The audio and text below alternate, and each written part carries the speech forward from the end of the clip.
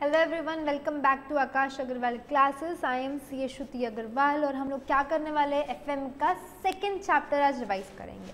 Revise मतलब क्या था, अब याद है ना, brief revision, comprehensive revision. We are going to cover the concepts पहले, उसके बाद हम लोग आएंगे सम्स पे।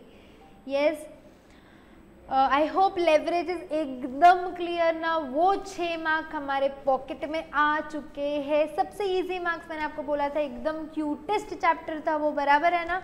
याद आ रहा है ना लेवरेज के अंदर क्या हो रहा था, याद है? 3 टाइप के 3 बच्चे हो रहे थे, उनको 3 टाइप के लेवरेजेस थे। Operating leverage, yes, financial leverage as well as combined leverage. ये 3 लेवरेज थे हमको। उसके बाद उसमें क्या था, तीनों के 2-2 फॉर्मूला थे और कंबाइंड का एक आध एक्स्ट्रा रहेगा। एक बार फॉर्मूला भी रिवाइज करेंगे हम लोग। आपको मैं शीट पे लेके आती। देखो ये आपका ऑपरेटिंग लेवरेज, फिर फाइनेंशियल लेवरेज और combined leverage. Correct. Operating leverage के 2 फॉर्मूला थे। पहला फॉर्मूला क्या था, कंट्रीब्यूशन अपॉन ईबीआईटी, और परसेंटेज चेंज वाला फॉर्मूला क्या था, percentage change in EBIT upon percentage change in sales. ये आपका ऑपरेटिंग लेवरेज था। उसके बाद हम आए थे फाइनेंशियल लेवरेज पे। फाइनेंशियल लेवरेज के भी 2 फॉर्मूला थे। पहला फॉर्मूला क्या था, स्क्रीन दिख रहा है, ईबीआईटी अपॉन ईबीटीएन। दूसरा वाला formula percentage change in EPS upon percentage change in EBIT. बोलते आ रहे हैं, अब याद आ रहा है, आना ही मांगता है यार, तुम मेरे से पढ़ रहे हो फिर भी ऐसे ढर जैसे बैठोगे नहीं चलेगा। स्क्रीन को मत घूरो, आंसर करो। स्क्रीन को घूर के कुछ होने वाला है नहीं ना, आंसर कम ऑन। उसके बाद combined leverage. Combined leverage basically क्या करता है, दोनों भी लेवरेजेस को मल्टीप्लाई करते हैं, यानी कि डॉल इनटू डीएफएल। या तो फिर देखो ना, कट करना सिखाया था मैंने आपको। इसका क्या फॉर्मूला था, कंट्रीब्यूशन अपॉन ईबीआईटी। उसका क्या फॉर्मूला है, ईबीआईटी अपॉन ईबीटी। तो ईबीआईटी कट हो रहा था, क्या बच रहा था तुम लोग का, कंट्री अपॉन ईबीटी। और तीसरा वाला फॉर्मूला ये परसेंटेज चेंज का formula, percentage change in EPS upon percentage sales in change in sales. अच्छा, इसके अलावा फिर ये चैप्टर में हमको क्या देखना था, एक इनकम स्टेटमेंट देखना था, बराबर है क्या? क्या था इनकम स्टेटमेंट के अंदर, सबसे पहले था सेल्स, फिर सेल्स में से हम हटा रहे थे वेरिएबल कॉस्ट। क्या मिल रहा था हम लोग को, कॉन्ट्रीब्यूशन से हम क्या हटा रहे थे, फिक्स्ड कॉस्ट। फिर हमको मिलता है earnings before interest and tax. इसमें से हम कौन सा कंपोनेंट हटाते हैं, इंटरेस्ट का कंपोनेंट हटाते हैं। फिर हमको मिल जाता है अर्निंग्स बिफोर टैक्स। इसमें से टैक्स हटाएंगे तो हम लोग को मिल जाएगा अर्निंग्स आफ्टर टैक्सेस। अब अगर कोई प्रेफरेंस डिविडेंड है तो उनको उनका डिविडेंड दे दो, जो बचा हुआ है वो डिस्ट्रीब्यूटेबल इनकम होगा। किसके लिए, सिर्फ और सिर्फ इक्विटी शेयर होल्डर के ही रहेगा। क्लियर, कोई भी प्रॉब्लम नहीं है। अभी अपने का leverage chapter 6 mark in the pocket है। Now we have to come to the chapter of cost of capital. आ जाओ अपने नोटबुक में, जहाँ आप लोग लिख रहे हो ना, ये सब लोग वो नोटबुक में आएंगे। चलो जल्दी जल्दी, क्या टाइम पास मार रहे। हेडिंग देंगे सब लोग। कॉस्ट बता रही हूँ कितने मार्क्स का है बाबा, तुम लोग शांति ही नहीं रखते। लिखेंगे पहले हेडिंग कॉस्ट ऑफ कैपिटल, जल्दी जल्दी हेडिंग देंगे सब लोग, cost of capital.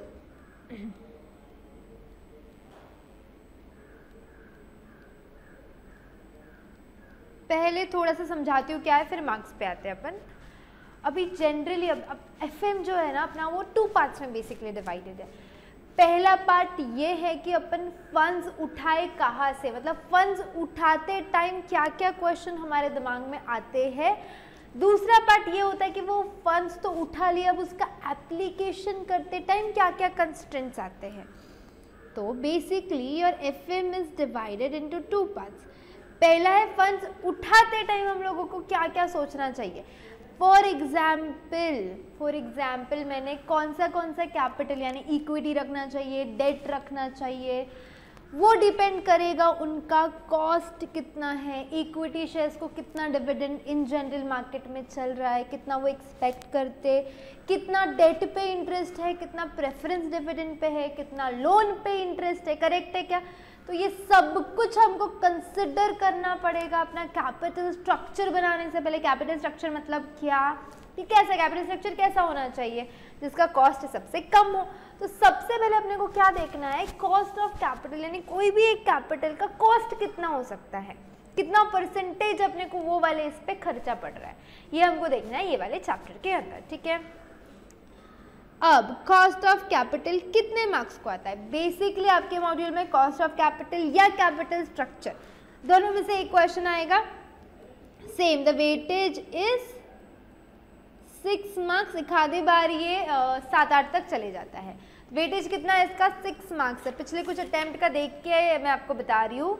Cost of capital का वेटेज देखो, दिसंबर 17 में भी आया था 7 मार्क के लिए, फिर दिसंबर 19 में 6, जून 17 में 6, जून 18 में 6, जून 19 में 6 से 7 मार्क आप इसके पकड़ के चलेंगे। कॉस्ट ऑफ कैपिटल के, कॉस्ट ऑफ कैपिटल में करना क्या होता है, अपने को हर एक कैपिटल का कॉस्ट निकालना सीखना है। तो ऐसे कितने कैपिटल है जिनका हमको कॉस्ट निकालना है? हाँ, good question.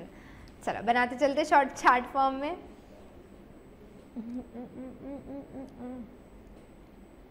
Cost of capital, ठीक है। कितने टाइप के कैपिटल हो सकते हैं?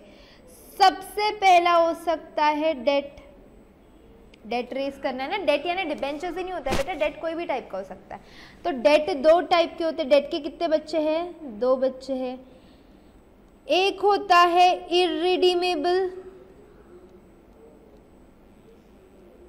समझाऊंगी, हर एक का मतलब समझाऊंगी। दूसरा होता है रिडीमेबल। फिर डेट के बाद क्या आता है? Preference share. Same, preference share के भी कितने बच्चे? 2 बच्चे। जनरली सबके 2 होते हैं ना, इसलिए इररिडीमेबल या रिडीमेबल याद रखने के लिए बोल रही हूँ। बाबा ने तो फैंस हो जाएंगे, 2 ही बच्चे होते बोल रहे थे, नहीं है।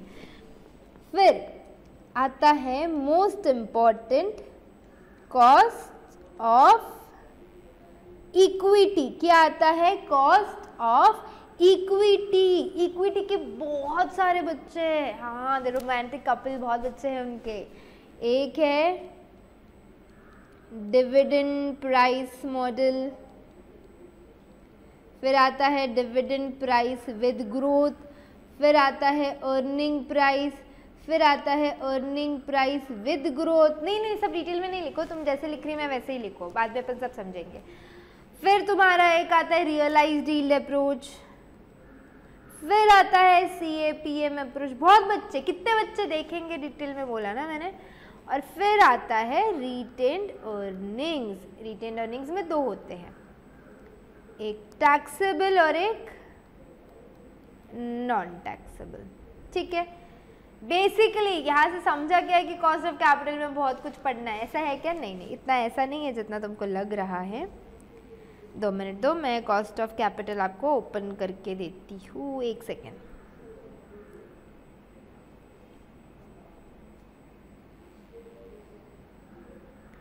ये देखो कॉस्ट ऑफ कैपिटल का ऐसा चार्ट, ये चार्ट आप अच्छे से बना सकते हो, ये वाला chart.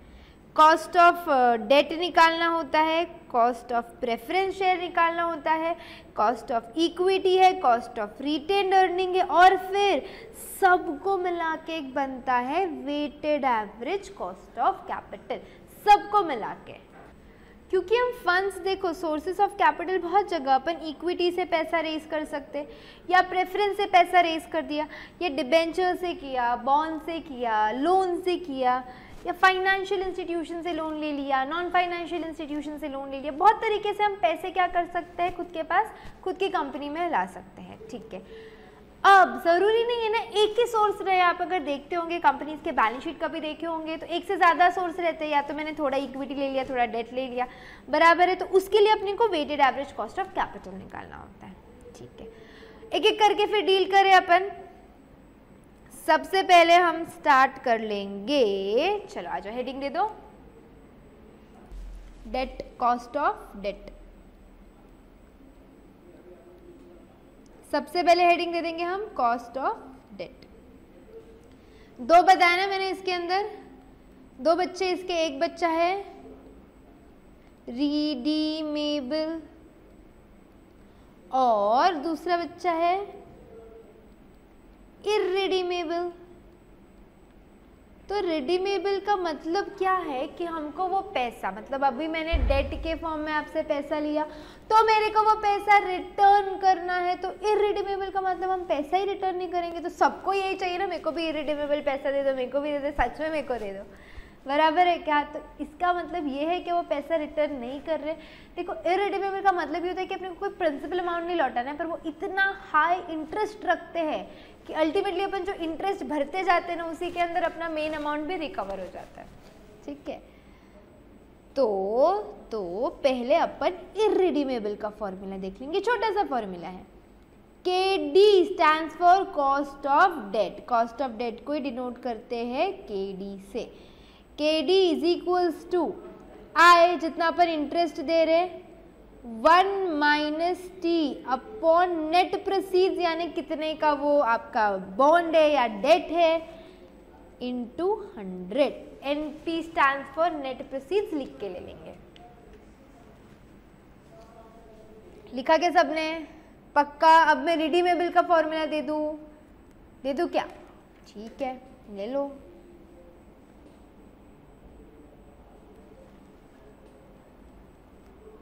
KD is equals to interest 1 minus T plus RV minus NP upon N whole divided by, मेरी लाइन टेढ़ी हो गई, whole divided by RV plus NP upon 2।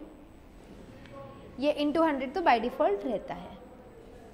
चलो, क्या इतना बड़ा फॉर्मूला? ये क्या है? RV stands for realisable value. Realisable value मतलब हमको बाद में, मतलब अभी पैसा कितना मिल रहा है in short.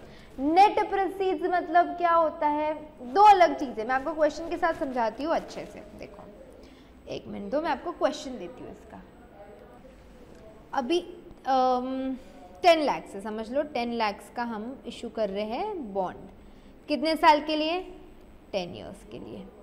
Rate of interest है 15%, और मैंने ये इशू कर दिया है 5% के डिस्काउंट पे। 10 लाख पे 5% का मतलब कितना हो जाएगा तुम्हारा? 9,50,000। ठीक है, अब ये मैंने डिस्काउंट पे इशू किए, मतलब क्या? मेरा नेट प्रोसीड्स यानी आज मेरे को कितना मिलेगा? 9,50,000। मैं तुमसे 9,50,000 दूंगी और तुमको वापस कितना करूंगी? पूरा का पूरा 10 लाख। तो ये क्या हो जाएगा मेरा? Realisable value. कितना रियलाइज होने वाला है पूरे टेन्योर के बाद? तो कितना देने वाली हूँ मैं आपको? पूरा 10 देने वाली हूँ। कई बार पूरा 10 नहीं देते, प्रीमियम पे दे देते, यार तुम पैसा दे दो बाद में तो मैं तुमको 10% और ज़्यादा दे दूंगी अलावा इंटरेस्ट के। समझ रहे हो? तो ये क्या हो गया? प्रीमियम पे इशू हो गया। या तो डिस्काउंट पे दे देते, 10 लाख के जगह मैं आपको 9,90,000 दे दूंगी, कुछ भी हो सकता है। तब आप जो पैसा देने वाले हो वो आपका RV होगा। आज आपको कितना प्रोसीड्स मिल रहा है हाथ में, वो आपका नेट प्रोसीड्स होता है। ठीक है, ये वाला कॉन्सेप्ट क्लियर हो गया है क्या? पक्का। फिर ये क्या होता है? लेट से कोई इंटरेस्ट रेट है, इंटरेस्ट है 10% का, टैक्स है 50% यानी कि 1 माइनस पॉइंट, और जितना भी नेट प्रोसीड्स, लेट से 120 नेट प्रोसीड्स है तो इंटू 100 करके रेट निकाल लेने का। सिंपल सा कॉन्सेप्ट है, नथिंग डिफिकल्ट अबाउट इट। ये रिडीमेबल और इररिडीमेबल का फॉर्मूला, सारे फॉर्मूला एक बार लिख लो, फिर अपन सम्स तो उनके करेंगे लेटर ऑन। डेट का समझ गए हम लोग को, रिडीमेबल और इररिडीमेबल सेम फॉर्मूला, सिर्फ टैक्स कंपोनेंट हटाना है तो प्रेफरेंस शेयर का भी कॉस्ट आ जाता है। ये सब बहुत चिल्लर है, ये सबके सम्स का है मैम, सम्स करेंगे बोला मैंने, रुको ज़रा पहले फॉर्मूला समझ लो। कॉस्ट ऑफ प्रेफरेंस शेयर्स, ये भी दो हो जाते, एक हो जाता है रिडीमेबल और यहाँ पे रखेंगे हम इररिडीमेबल।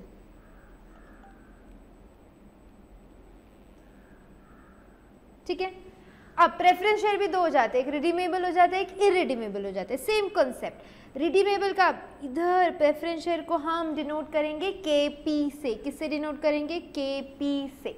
तो KP रिडीमेबल के लिए फॉर्मूला क्या हो जाएगा? Preference dividend. देखो यहाँ पे होता तो क्या था, इंटरेस्ट में से हम टैक्स हटा देते, बट प्रेफरेंस डिविडेंड पे कोई टैक्स, ये वाला अपना टैक्स लगता है क्या? नहीं लगता है। This is appropriation of profits. पूरा टैक्सेशन होने के बाद हम प्रेफरेंस डिविडेंड देते, करेक्ट है, तो इसमें टैक्स नहीं लगाने का। बाकी का सब same, RV minus NP upon N whole divided by RV plus NP/2 into 100, ये आपका फॉर्मूला हो जाएगा रिडीमेबल का। तो इरिडीमेबल का फॉर्मूला सेम लाइक दैट, उधर क्या था इंटरेस्ट 1 - t, इधर क्या हो जाएगा preference dividend upon net proceeds into 100। फटाफट से ये फॉर्मूला भी लिख के लेंगे आप लोग, प्रेफरेंस शेयर का redeemable as well as irredeemable के दोनों फॉर्मूला लिख के लो। चलो जल्दी से प्रेफरेंस पे एग्जाम्पल के लिए ये ले लो, ये मेरी मेन बुक का सम है, मैं सिर्फ आपको एग्जाम्पल के लिए यहाँ पे लेकर आई हूँ। Honey limited is issuing preferred stock 100 rupees पर शेयर है with stated dividend of 12 rupees. अच्छा 12 रुपीज़, फ्लोटेशन कॉस्ट है 3% का। फ्लोटेशन कॉस्ट मतलब मेरे को अगर 100 रुपये मिलने वाले रहेंगे तो 3% मेरा खर्चा हो गया, तो मेरे को अब कितने मिलेंगे 97। Cost of preference share, R V के बारे में कुछ भी बात नहीं की है, मतलब ये कौन सा वाला हो गया तुम्हारा इरिडीमेबल हो गया। तो फॉर्मूला क्या है PD अपॉन NP, तो preference dividend upon net proceeds क्या हो जाएगा 100 - 3% इंटू 100 ऑन योर कैलकुलेटर्स।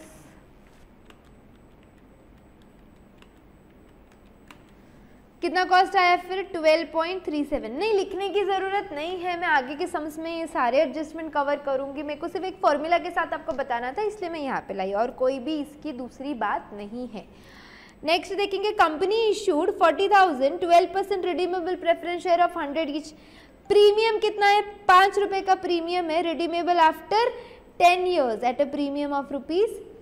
दो प्रीमियम है, नहीं समझ आ रहा है ये क्या है। देखो 12% प्रेफरेंस शेयर यानी प्रेफरेंस डिविडेंड हो गया 12, रिडीमेबल की बात की है मतलब आरवी वगैरह सब आएगा, तो प्रेफरेंस डिविडेंड प्लस आरवी। देखो at a premium of 5 each, redeemable after 10 years at a premium of 10, तो रिडीम करते टाइम तुमको 10 रुपये और देने हैं, मतलब ये क्या हो जाएगा तुम्हारा 110।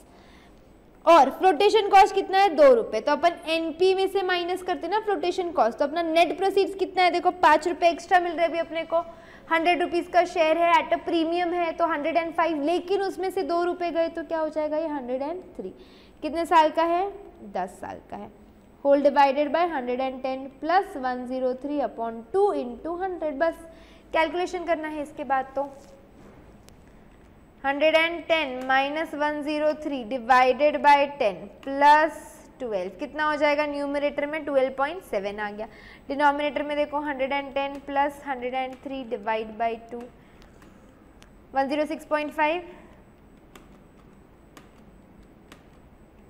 इंटू 100 कितना परसेंट आ रहा है फिर ये 11.92%। बस मेरे को फॉर्मूला एप्लीकेशन बताना था इसके अंदर, नथिंग एल्स। ठीक है, चले फिर आगे। अब आप लोगों को प्रेफरेंस शेयर का कॉस्ट हो गया है, डेट का भी कॉस्ट हो गया है, बराबर है। फिर आगे का कॉस्ट देखेंगे हम लोग, ठीक है। अच्छा बुक में हेडिंग दे दो। अब आएंगे अपन मोस्ट इम्पॉर्टेंट, जिसपे सबसे ज़्यादा क्वेश्चंस भी है, cost of equity. Cost of equity, इसके अंदर पहला बच्चे का नाम है, मैंने बोला ना इसके बहुत सारे बच्चे, अभी तुम गिनते बैठे कितने बच्चे। पहला वाला जो है वो डिविडेंड प्राइस अप्रोच।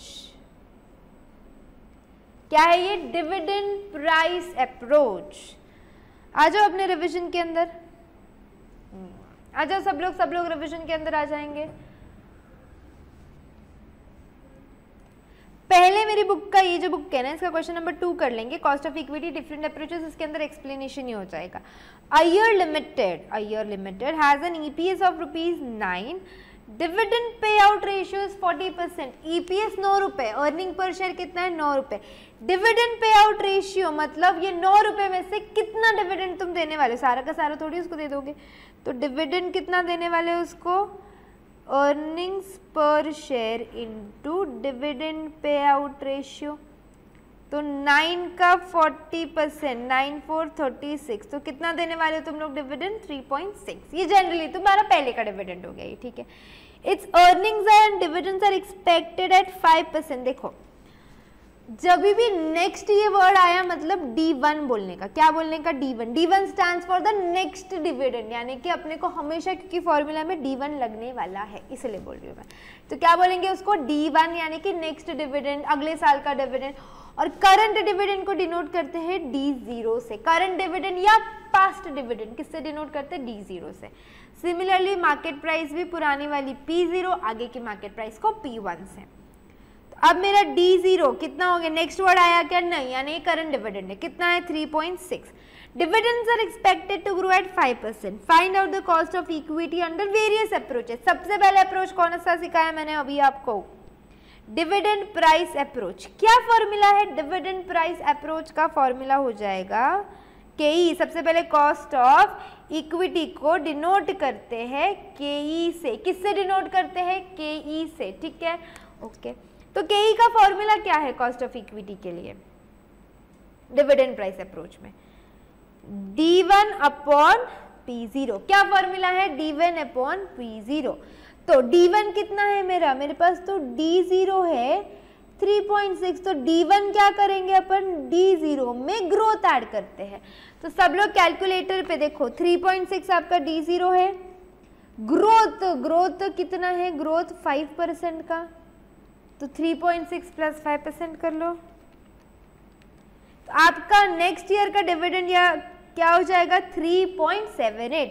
फॉर्मूला में सब्स्टिट्यूट 3.78 अपॉन P0 कितना है? Market prices 36। तो 3.78 अपॉन 36 इंटू 100 सब में बाय डिफॉल्ट चलता है, नहीं तो बोलेंगे लिखा नहीं बेटा। वो हर रेट निकाल रहे हो ना, तो इंटू 100 रहने ही वाला है। तो कितना आ रहा है अपना ये? 10.5%। समझ गया पहला वाला मेथड डिविडेंड प्राइस अप्रोच, ये उसका पहला बच्चा। अब दूसरा बच्चा देखेंगे, dividend price approach with growth model. किसके साथ करेंगे अब ये? With growth model. तो केई is equals to D1 upon P0 जो अभी किया था। ये पूरा कैलकुलेशन होने के बाद अलग से ग्रोथ को ऐड कर देंगे। क्या कर देंगे? अलग से ग्रोथ को ऐड कर देंगे। देखो सेम फॉर्मूला अपना क्या आया था? ये पूरे के आंसर क्या आया था? इसका आंसर 10.5% बराबर है। हाँ, इंटू 100 मैंने बोला बाय डिफॉल्ट चलेगा। उसके अंदर ग्रोथ रेट कितना है? 5%। तो कितना हो गया ये? 15.5%। कितना हो गया है ये? 15.5% का आपका डिविडेंड प्राइस विथ ग्रोथ है। क्या है ये? Dividend price with growth. ठीक है, ये वाली कॉन्सेप्ट भी समझ गई। ये आपका सेकेंड फॉर्मूला था। Coming to the third part, तीसरे पार्ट पे आते हैं अभी।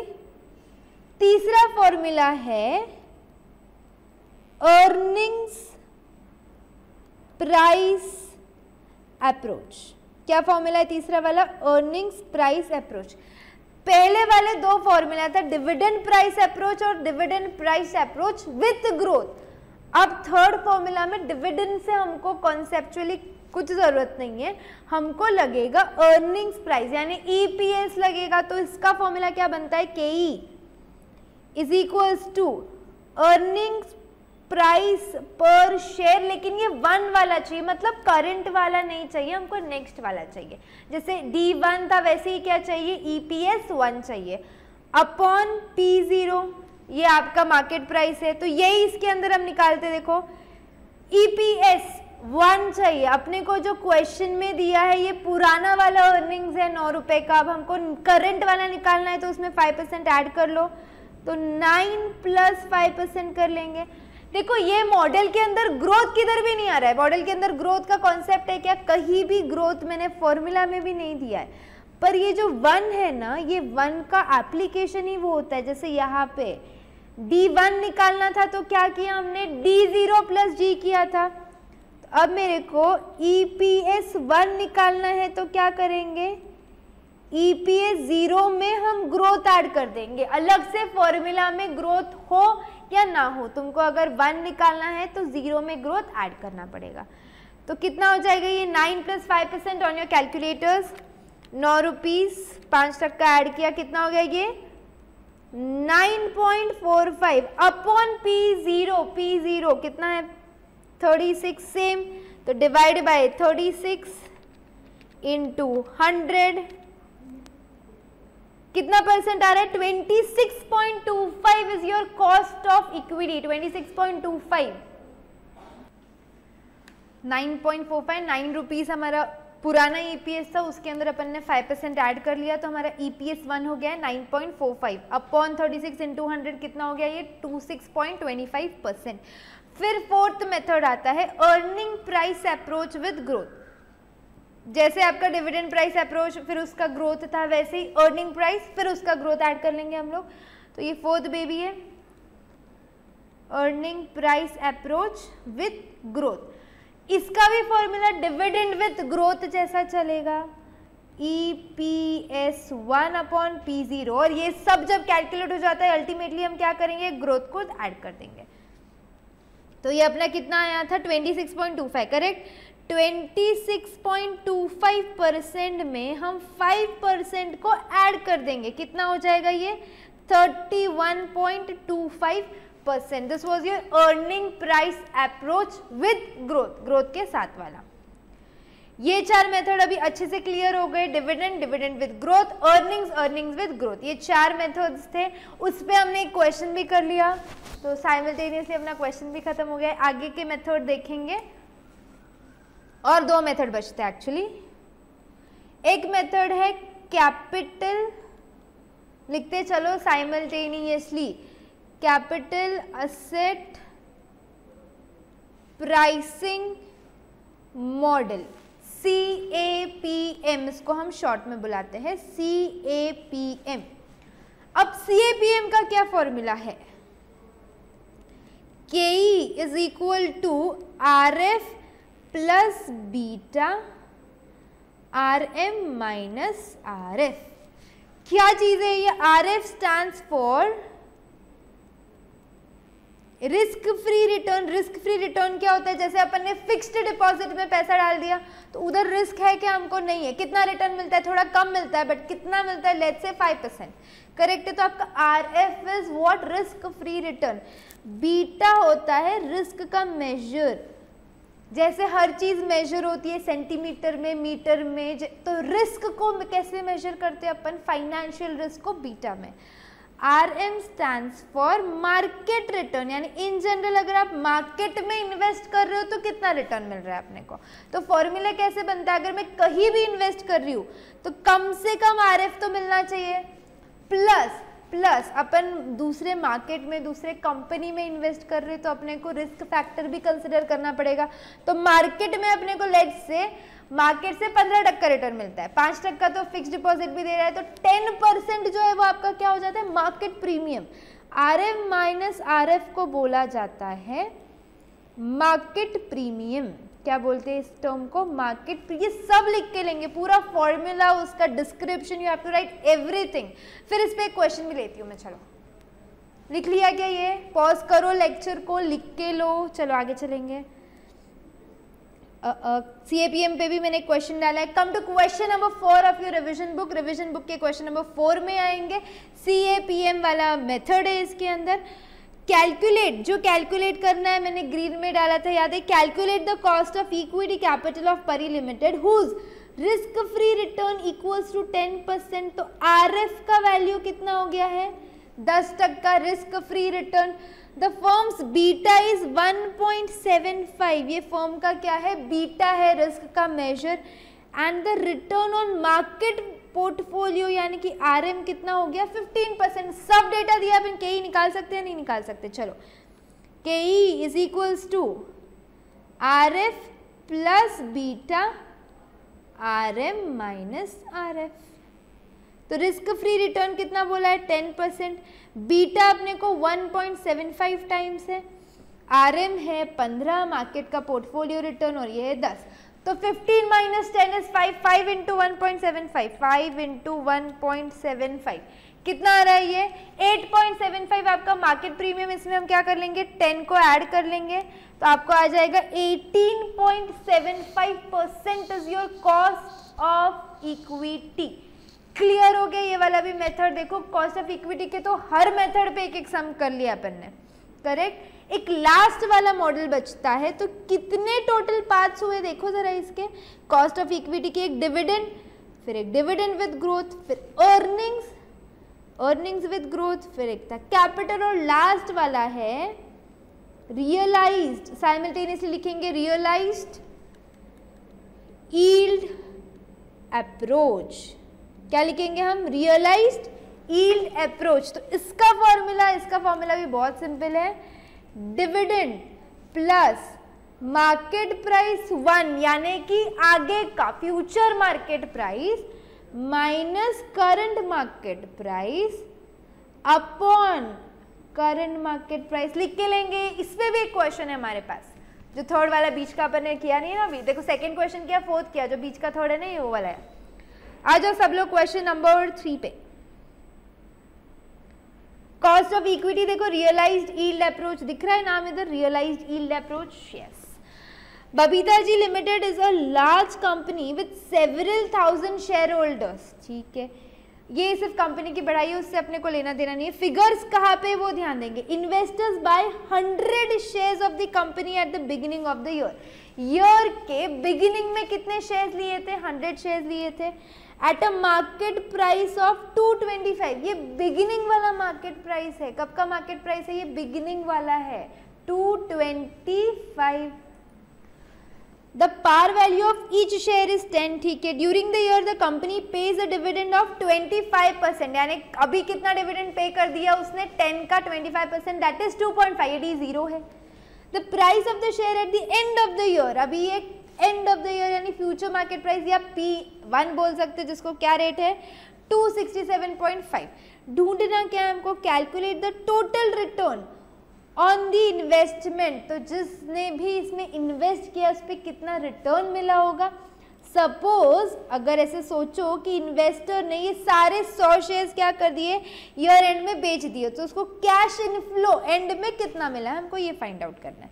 सबसे पहले अपने फॉर्मूला में डालेंगे KE इज इक्वल्स टू, क्या फॉर्मूला था, D1 फिर price 1 minus price 0 upon price 0 into 100, देखो बाय डिफॉल्ट चलता है। तो कितना डिविडेंड है करंट वाला, कितना परसेंट है, ये 25% है, बराबर है the par value of each share is 10, तो 10 का 25%, 2.5 डिविडेंड मिल रहा है, पर ये मेरे को एक शेयर पे मिल रहा है, तो टोटल 100 शेयर्स पे कितना dividend, 100 into 2.5 plus plus plus, अब ये कितना है तुम्हारा मार्केट प्राइस 267.5, ये अभी का मार्केट प्राइस है, कितने में खरीदा था, 225 में खरीदा था, बराबर है अपॉन P0 कितना है, अभी का मार्केट प्राइस कितना है तुम्हारा, पुराना वाला 225, ठीक है। कैलकुलेशंस करेंगे, या तो ना सब जगह इसे 100 और इधर भी एक 100 आ जाएगा, या तो सब जगह 100 से मल्टीप्लाई कर लो, या तो एक क्या ऑप्शन है कि इंडिविजुअल एक शेयर के लिए निकाल लो, देखो एक और करके लिखती हूँ मैं, ये भी 100 से आएगा और ये भी 100 से आएगा, या तो फिर और करके ना एक शेयर के लिए निकाल लो, एक शेयर के लिए 2.5 का डिविडेंड है, अर्निंग्स कितना मिल रहा है 267, अभी रेट हो गया, खरीदा था तब 225 था, अपॉन 225, सब लोग इंटू 100, अपना जो परसेंटेज वाला 100 है अब ये, तो 267.5 माइनस 225 प्लस डिविडेंड 2.5 रुपए का मिला है, डिवाइड किससे करेंगे हम, 225 इंटू 100, कितना परसेंट है KE as a realised yield approach 20%, कितना परसेंट है 20%। उसके बाद एक और क्वेश्चन पूछा है कि सपोज वो जो इन्वेस्टर है उसने ईयर एंड में वो 100 शेयर्स को बेच दिया, ठीक है, बेच दिया, क्या रेट आ रहा है, फिर कितना मिल रहा है उसको, देखो अब उसको 100 रुपीज़ के हिसाब, 100 शेयर्स थे, 2.5 रुपये एक शेयर के पीछे मिला, तो ये उसका डिविडेंड का इनकम हो गया। उसके अलावा जब उसने बेचा तो कितने में बेचा, 267.5 में, तो 267.5 इंटू 100 प्लस ये कितना हो गया 2.5 इंटू 100, 250, कितना मिला है फिर 27,000, ये उसका कैश इनफ्लो था, कैश इनफ्लो कितना हुआ है 27,000। क्लियर, रियलाइज्ड यील्ड अप्रोच भी सेकेंड, थर्ड और फोर्थ क्वेश्चन हमारा खत्म हो गया। सेकेंड क्वेश्चन देखो पूरे इक्विटी के 4 मेथड पे था, थर्ड रियलाइज्ड पे था, फोर्थ अपना CAPM मॉडल पे था। Clear concept.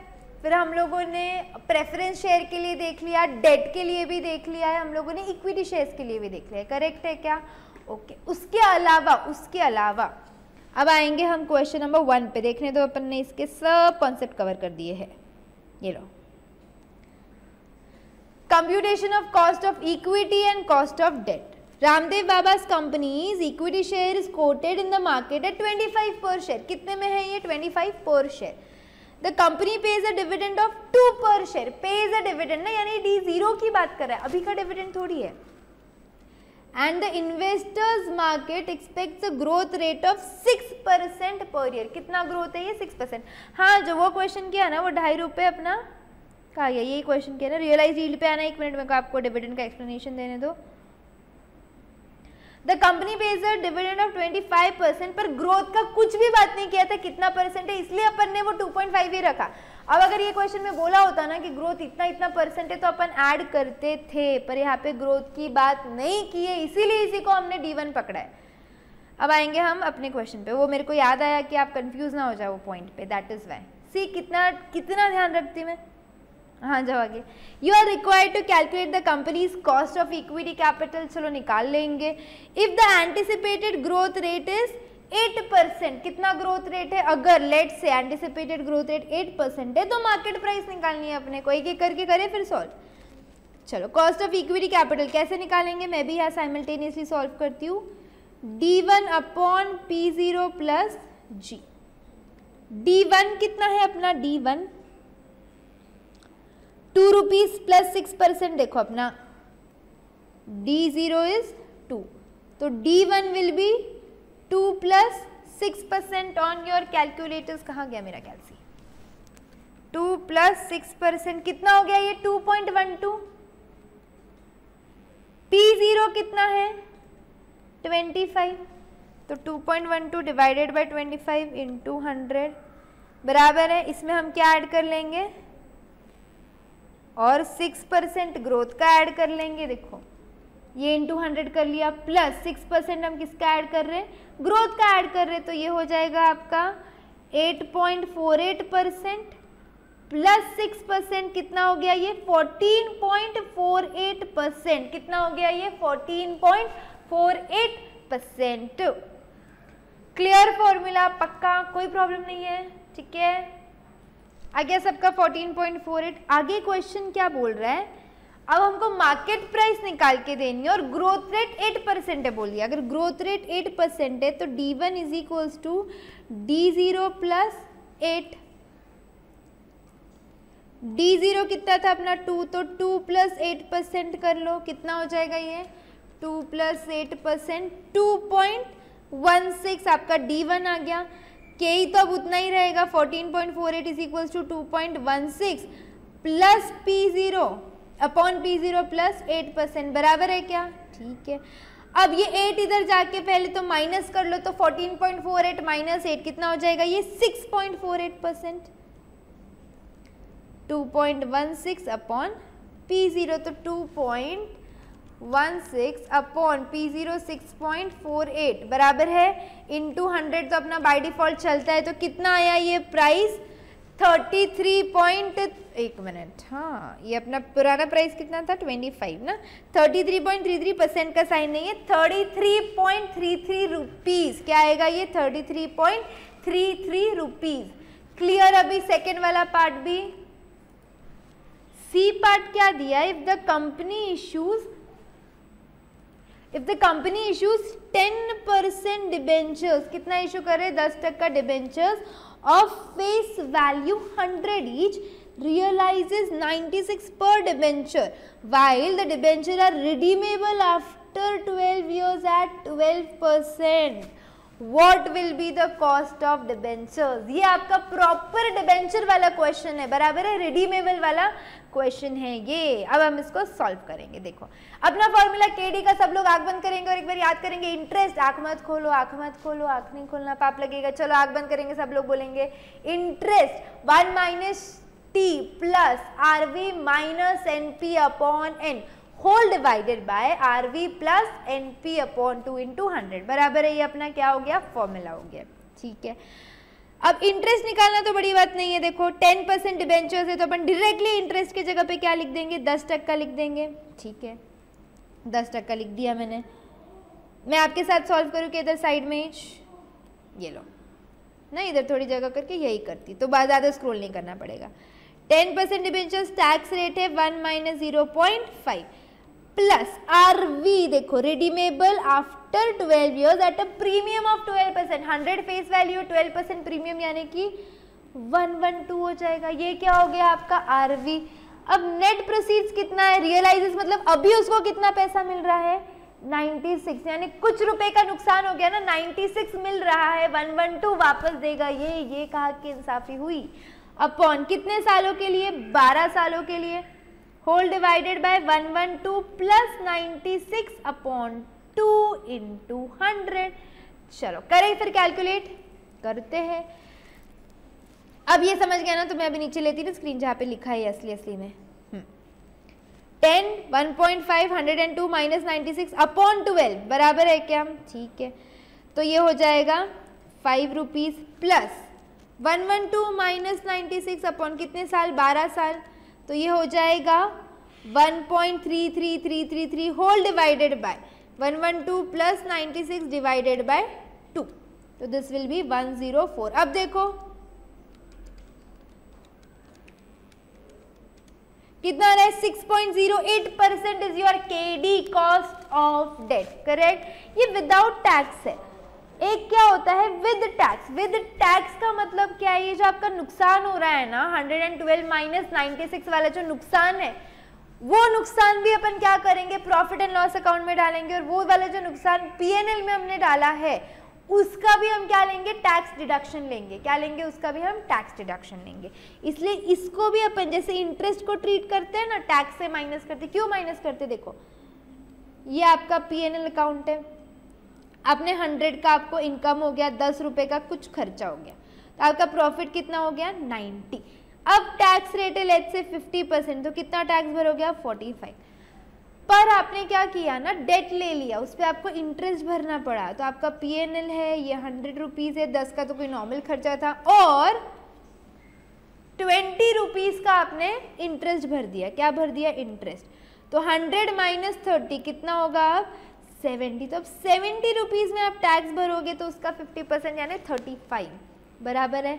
यानी ये इंटरेस्ट, ये 20% का 50% यानी ये 10 रुपये का सेविंग हुआ।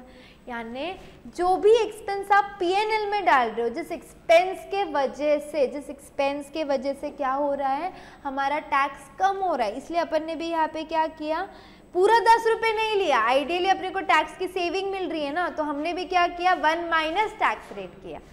लाइकवाइज इधर भी कर लेंगे अपन वो बात, जैसे कि 112 माइनस 96 कितने का नुकसान हो रहा है, 112 माइनस 96 16 रुपीज़ का हमारा लॉस हो गया। लेट्स से ये 16 रुपीज़ भी आपका PNL में जाने वाला है, तो उस पर भी मेरे को 8 रुपये का फायदा होगा ना। इसीलिए अपन उसको विद टैक्स या विदाउट टैक्स दो बाइफिकेशन बनाते। तो 16 इंटू 0.5 डिवाइड बाई 12, तो कितने का नुकसान हो रहा है, 0.66666। तो ये 5 प्लस 0.66666 अपॉन कितना था ये 104 प्लस 5 डिवाइडेड बाय 104 इंटू 100। अब हमारा कॉस्ट कितना हो गया देखो जरा, 5.44 आ गया सब लोगों का क्लियर। अब आपको कॉस्ट ऑफ डिबेंचर्स भी निकालना आ गया, प्रेफरेंस शेयर भी मैंने दिखा दिया था, इक्विटी भी निकाल लिया है हमने, right clear okay. Hello students, I am Akash Agarwal from Akash Agarwal classes. I hope so अभी जो आकाश अग्रवाल क्लासेस की तरफ से जो संजीवनी ब्यूटी सीरीज चल रही है for CMA foundation students and CMA intermediate students, वो आपके बहुत मदद में आ रही है आपके लिए। It's been very useful for you all. बहुत आपको एंजॉय भी कर रहे हो और बहुत आपके मदद में आ रही है। ये देखिए आकाश अग्रवाल क्लासेस की तरफ से एक छोटा सा इनिशिएटिव है, हम आपकी पूरी मदद करेंगे। आपका जो ड्रीम है आपके नाम के पीछे एक प्रीफिक्स चाहिए, कॉस्ट मैनेजमेंट अकाउंटेंट CMA, वो ड्रीम पूरा करने में हम जितना हो सकता है उतनी पूरी मेहनत करके आपकी मदद करेंगे। चलिए मैं आपके साथ CMA इंटरमीडिएट के अंदर आकाश अग्रवाल क्लासेस क्या क्या प्रोवाइड करता है उसके बारे में जानकारी देने आया हूँ। सबसे पहले तो एक चीज़ समझ लीजिए कि Akash Agarwal classes CMA intermediate चाहे ग्रुप 1 हो चाहे ग्रुप 2 हो, दोनों ग्रुप में Akash Agarwal classes completely available है। दोनों ग्रुप में आकाश अग्रवाल क्लासेस के pen drive lectures, Google drive lectures and mobile application completely available है। अब सवाल ये उठता है कि sir why should we go with Akash Agarwal classes. भैया आकाश अग्रवाल क्लासेस CMA के लिए बहुत एक्सक्लूसिव काम किया है। जब आकाश अग्रवाल क्लासेस ने डिसीजन लिया कि सीएमए के अंदर जाएगा, तो इन्होंने बहुत, हम लोगों ने, इन्होंने मतलब हम talking about us a team, हम लोगों ने बहुत सीएमए के ऊपर रिसर्च किया, बहुत मेहनत करे, उसके पूरा प्रोसेस बनाया, पूरा का पूरा एक नोट्स बनाया, पूरे के पूरे उसका एक स्ट्रक्चर बनाया, जिसके अंदर बच्चे के लिए हमने कोशिश करी कि किधर से भी कुछ भी पेंडिंग ना रहे और वो एग्जाम क्लियर कर सके। आप अगर अभी संजीवनी बूटी सीरीज देखते रहेंगे तो आपको समझ में ही आ गया रहेगा कि क्या क्वालिटी की टीचिंग हम लोग लेके आपके साथ आ रहे हैं। फिर भी मैं आपको बताता हूँ कि आकाश अग्रवाल क्लासेस ऐसा क्या यूनिक लेके आता है for CMA intermediate students right now, है ना। सबसे पहले हम लोग एक मेन बुक आपको प्रोवाइड करते हैं, मेन बुक प्रोवाइड करते हैं जिसके अंदर हम सब कंसेप्ट आपके क्लियर करते हैं। डिटेल में कंसेप्ट को हम लोग खा जाते हैं, निचोड़ देते हैं, खत्म कर देते हैं। हर कंसेप्ट को हम लोग कंप्लीटली क्या करते हैं, फिनिश करते हैं अच्छे तरीके से। ये मेन बुक हम आपको सबसे पहले प्रोवाइड करेंगे, है ना। उसके बाद हम लोग आपके साथ एक बहुत इंपॉर्टेंट चीज लेके आते हैं जिसका नाम है महासंग्राम सीरीज। ये महासंग्राम सीरीज क्या होता है सर? महासंग्राम सीरीज के अंदर हमने चैप्टर वाइज कंपाइलेशन किया होता है इंस्टीट्यूट के आरटीपी का, एमटीपी का, आपके क्या बोलते हैं पास्ट पेपर्स का, वर्कबुक का, हर का चैप्टर वाइज, हर चैप्टर का with question with solution, question and solution, हर चीज उसके अंदर हमें डाल के रखी हुई रहती है। और इसके सिर्फ आपको नोट्स भी प्रोवाइड किए जाते हैं, इसके आपको लेक्चर्स भी प्रोवाइड किए जाते हैं। ऐसा नहीं कि हम लोग ने बाबा ये पढ़ा दिया और ये आपको बोल दिया चलो बुक दे दी, तुम्हारा पढ़ लो, डाउट रहेगा तो डाउट सॉल्व होगा। नहीं, डाउट तो सॉल्व होगा ही, वो तो ऑब्वियस सी बात है, लेकिन इसकी बकायदा डाउट आएगा ही कब, जब हम उसके पूरे के पूरे लेक्चर्स ही दे देंगे तो फिर आपको डाउट आने का सवाल नहीं उठता। फिर भी अगर डाउट आए तो definitely we are going to help you all. लेकिन जनरली क्या होता है, बाबा मेन बुक करा दिया, आप बच्चा अपने लेवल पे कर लो, बाबा ये कर लो वो कर लो, नहीं। महासंग्राम सीरीज के भी पूरे जो चैप्टर वाइज कंपाइलेशन बनते हैं हम आपको हर चीज प्रोवाइड करेंगे लेक्चर्स के फॉर्म में। फिर जो सबसे इंपॉर्टेंट चीज जो हम लोगों ने इस कोर्स को कंडक्ट करते टाइम समझी, ऑब्जेक्टिव्स। आपके सीएमए इंटरमीडिएट के एग्जामिनेशन के अंदर 25 मार्क का ऑब्जेक्टिव आता है और बच्चा इसको बहुत भयानक लेवल पे नजरअंदाज करता है। प्रोफेशनल कोर्स में एक जनरल टेंडेंसी होती है कि हम डिफिकल्ट चीजों के ऊपर ज्यादा ध्यान देते हैं और इजी चीजों को हम नजरअंदाज करते हैं। अगर बच्चा सीएमए इंटरमीडिएट के ऑब्जेक्टिव्स को अच्छे तरीके से करेगा तो हर बच्चा ये एग्जामिनेशन क्लियर कर सकता है, क्योंकि 100 में से 25 मार्क्स तो आपको ऑब्जेक्टिव्स में मिल जाते हैं। हम लोग वो स्ट्रैटेजी बनाते ही नहीं, हम ऑब्जेक्टिव्स को बहुत एंड में करेंगे, इधर से करेंगे उधर से करेंगे, हम ध्यान देते हैं नहीं है। देखिए आपको 40 मार्क्स चाहिए रहते एक पेपर में, बट मैं ऐसा मानता हूं कि हर एक सब्जेक्ट में आपको 50 चाहिए, क्योंकि एग्रीगेट 200 चाहिए रहता अगर एक ग्रुप की बात करें तो भैया 100 में से 25 ये दे देता है, तो बाकी के 25 तो आप आपके बाकी के काम झाम से ले सकते हो। तो ये बहुत इंपॉर्टेंट है। थ्योरी के हम आपको नोट्स भी देंगे और भैया अगेन हम आपको उसके लेक्चर्स भी देंगे। ऐसा नहीं कि सिर्फ थ्योरी के ऑब्जेक्टिव्स में हमने आपको हाथ में नोट्स दे दिए और आप कर लीजिए, नहीं, हम आपको उसके पूरे के पूरे रिकॉर्डिंग्स, पूरे के पूरे हर ऑब्जेक्टिव डिस्कस करके आपके हाथ में उसके लेक्चर्स भी प्रोवाइड करेंगे। सेम विद थ्योरी भी जरूरी है। आज 20 से 30 मार्क के आसपास आज के पैटर्न के हिसाब से कम 20 से 30 मार्क की थ्योरी आती है और बच्चा इसको बहुत भयानक लेवल पर नजरअंदाज करता है जैसे ऑब्जेक्टिव को करता है। इसलिए थ्योरी के भी exclusive notes with detail explanation lectures will be given to you. मैं आपको थोड़े से इसके सैंपल नोट्स दिखा देता हूं। ये देखिए, ये हमारे मेन नोट्स है, पूरे कलर फॉर्मेट में रहते हैं। एग्जाम्पल ये कॉस्टिंग के हैं नोट्स, ये पूरे के पूरे कलर फॉर्मेट में रहते हैं। इसमें हर सम रहता है, होमवर्क सम भी रहता है, होमवर्क सम का भी हम आपको सोल्यूशन प्रोवाइड करते हैं। ये देखिए ये थ्योरी के नोट्स, ये भी आपको कलर फॉर्मेट में मिलेंगे। ये देखिए ये ऑब्जेक्टिव्स, हर सब्जेक्ट के ऑब्जेक्टिव्स का चैप्टर वाइज ऑब्जेक्टिव, वो भी कंपाइलेशन ही एक प्रकार का। पास्ट पेपर में कब पूछा गया था, कौन सा क्वेश्चन आरटीपी में था, कौन सा क्वेश्चन मॉक पेपर में था, देखो ना, रिविजनरी टेस्ट पेपर, ये मॉक टेस्ट पेपर, वर्कबुक, हर चीज हमने चैप्टर वाइज कंपाइलेशन करके रखी हुई है। इंस्टीट्यूट की तरफ से एक बिट एमसीक्यू इशू किए जाते हैं, उसके भी हम लोग ने चैप्टर वाइज कंपाइलेशन करके रखा हुआ है। बहुत मेहनत की है साहब, बहुत मेहनत करी है। आपका सपना पूरा करने के लिए आकाश अग्रवाल क्लासेस ने बहुत मेहनत करी है। ये देखिए आपके सामने है ये सब चीजें। उसके बाद देखिए ये महासंग्राम सीरीज, बेटे chapter wise compilation, chapter wise compilation. Example के लिए देखिए कॉस्टिंग के नोट से बजट एंड बजटरी कंट्रोल के पास्ट पेपर जुलाई 2017 में क्वेश्चन आया था 6 मार्क का विद सॉल्यूशन, दिसंबर 2017 में 6 मार्क का विद सॉल्यूशन। हर चीज आपको प्रोवाइड की गई है, हर चीज। और इसके मैंने आपको पहले ही बोला कि आपको हम इसके लेक्चर्स भी प्रोवाइड करते हैं। ऐसा नहीं कि बाबा आप खुद पढ़ लो, ऐसा नहीं कि आप खुद पढ़ लो, बेसिकली ये जो महासंग्राम में क्वेश्चंस होते हैं वो हम लोग ने मेन बुक में उसके पूरे टाइप कवर किए रहते, फिर भी हम महासंग्राम के आपको पूरे डिटेल में एक्सप्लेनेशन करके लेक्चर्स प्रोवाइड करते हैं। सिर्फ इतना ही नहीं बेटा, सिर्फ इतना ही नहीं, हम आपके साथ chapter wise test series, more than 50 test series conduct होती है। जब आपकी चैप्टर वाइज टेस्ट सीरीज खत्म हो जाती है उसके बाद हम लोग आपके मॉक पेपर कंडक्ट करते हैं। क्या कंडक्ट करते हैं? Mock paper. जैसे इंस्टीट्यूट आपके मॉक पेपर लेता है वैसे हम लोग आपके मॉक पेपर लेते हैं और हम लोग आपको कंटिन्यूस बेसिस पे गाइडेंस देंगे, कैसे पढ़ना चाहिए, क्या करना चाहिए, टाइम टेबल देंगे, मोटिवेशन देंगे, क्योंकि बहुत बार लंबा पीरियड रहता है तो कहीं ना कहीं बच्चा लेट डाउन हो जाता है। 100% हम लोग क्लियर कर सकते हैं, उसका पूरा गाइडेंस एंड मोटिवेशन हम आपको प्रोवाइड करते हैं। और सबसे सिर्फ इतना नहीं, इतना कुछ दे दिया, मेन बुक दे दिया, महासंग्राम दे दिया, ऑब्जेक्टिव दे दिया, थ्योरी दे दिया एंड माइंडेड, हर चीज के लेक्चर है भाई साहब। मेन बुक का लेक्चर, महासंग्राम का लेक्चर, ऑब्जेक्टिव का लेक्चर, थ्योरी का लेक्चर, हर चीज का लेक्चर एक्सक्लूसिव।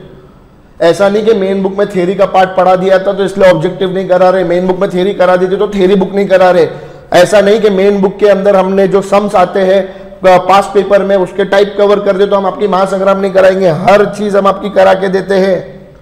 ये कंप्लीट पैकेज है with test series and mock test paper. और सिर्फ उतना ही नहीं, फिर उसके बाद सबसे बड़ा हथियार संजीवनी बूटी सीरीज। जो आप में से बहुत सारे बच्चे अभी सीएमए फाउंडेशन में हैं जो ये वीडियो देखते रहेंगे उनको पता है कि संजीवनी बूटी सीरीज क्या है। जो सीएमए इंटरमीडिएट की संजीवनी बूटी सीरीज देखते रहेंगे उनको पता है कि संजीवनी बूटी सीरीज क्या है। भाई साहब ये बहुत खतरनाक सीरीज है। देखिए मैं आपको इसके एक बार थोड़े से नोट्स दिखा देता हूं, ये एफएम के नोट्स हैं। ये भैया सबसे इंपॉर्टेंट संजीवनी बूटी सीरीज कह रही है। देखिए क्या किया है, बेसिकली आपकी जो मेन बुक होती है, जो आपकी महासंग्राम सीरीज होती है, उसके अंदर आपके जितने भी सम्स रहते हैं, एग्जाम के एक दिन पहले आप वो सब सम रिवाइज नहीं कर सकते, तो हमने उसके अंदर से सब सम्स छाट के निकाले कि फॉर एग्जाम्पल ये चैप्टर है मैनेजमेंट ऑफ वर्किंग कैपिटल, दोनों अगर मेन बुक और महासंग्राम एग्जाम्पल के लिए 30 सम्स है तो एग्जाम के पहले आप वो 30 सम्स नहीं कर सकते, तो हमने वो 30 सम्स में से 10 सम निकाल के रखे हुए विद सोल्यूशन, जो पूरे रिमेनिंग 30 सम्स क्या करते हैं, 20 सम्स कवर करते हैं। एडजस्टमेंट्स होते हैं ना सब चीजों में, तो ये पूरी की पूरी संजीवनी बूटी series colour notes with solution. देखिए सिर्फ क्वेश्चन नहीं, इसके सोल्यूशन भी है, ताकि एग्जाम के एक दिन पहले आप अच्छे तरीके से रिवाइज कर सके, आप कोई भी सिलेबस आपका छोड़े नहीं। क्योंकि अगर आप अच्छे तरीके से जानते होगे सीएमए इंटरमीडिएट आप जब दोनों ग्रुप देते हो तो आपको एक भी दिन की छुट्टी नहीं मिलती, और जब आप आपका क्या बोलते हो, अगर एक ही ग्रुप देते हो तो आपको एक दिन की छुट्टी मिलती हो। एक दिन की छुट्टी के टाइम पे हम लोग कितना पढ़े क्या पढ़े हमको कंफ्यूजन रहता है, इसके लिए हमने संजीवनी बूटी सीरीज लाया है। एक दिन की छुट्टी के लिए भी और अगर छुट्टी ना हो तभी भी, क्योंकि कंटिन्यूस पेपर रहता है, तो संजीवनी बूटी सीरीज ये पूरा का पूरा आकाश अग्रवाल क्लासेस का पैकेज है, जहां पे आपको तेजस सर अकाउंट्स पढ़ाएंगे, आईडीटी पढ़ाएंगे, श्रुति मैडम कॉस्टिंग पढ़ाएगी, कॉस्टिंग एफएम पढ़ाएगी, ऑपरेशन मैनेजमेंट पढ़ाएंगे, मैं आकाश अग्रवाल, मैं आपको लॉ पढ़ाऊंगा, मैं आपको ऑडिट पढ़ाऊंगा और मैं आपको टैक्सेशन का सब्जेक्ट पढ़ाऊंगा। ये पूरा का पूरा कंप्लीट पैकेज है। मैं आपके सामने है ना 2 मिनट के लिए मेरे थ्योरी के नोट्स जो हैं, थ्योरी के जो नोट्स है मैं आपके सामने 2 मिनट दिखाता हूँ। ये देखिए ऑडिट के थ्योरी के नोट्स कंप्लीट कलर, क्योंकि थ्योरी बहुत बोर होता है, ये ऑडिट के थ्योरी के नोट्स है, इसी तरीके से लॉ के थ्योरी के नोट्स है, इसी तरीके से टैक्सेशन के थ्योरी के नोट्स है, कंप्लीट कलर, हर चीज प्रिसाइज वे में कवर की गई है। अब भाई साहब इतना सब कराने के बाद तो जो आपका सपना है वो सपना 100 नहीं 500% पूरा होना चाहिए। इसलिए हम कहते हैं whenever you think CMA think Aakash Agarwal classes. Thank you. जय हिंद, जय महाराष्ट्र। अपने 4 क्वेश्चंस खत्म हो गए जो individual cost of capital, but generally जो कंपनीज रहती है वो एक ही सोर्स नहीं रखती है, वो इक्विटी भी रखेगी, डेट भी रखेगी और फाइनेंशियल इंस्टीट्यूशन से जो लोन लिया है वो भी रखेंगे, बॉन्ड्स भी रखेंगे। तो ऐसे केस में हाउ डू आई कंपेयर, अभी if you are running a company, फिर तुम बोल दोगे जैसे अभी अपन ने निकाला इक्विटी का 12% है, डेट का 16% है, ऐसे 2 कॉस्ट ऑफ कैपिटल है।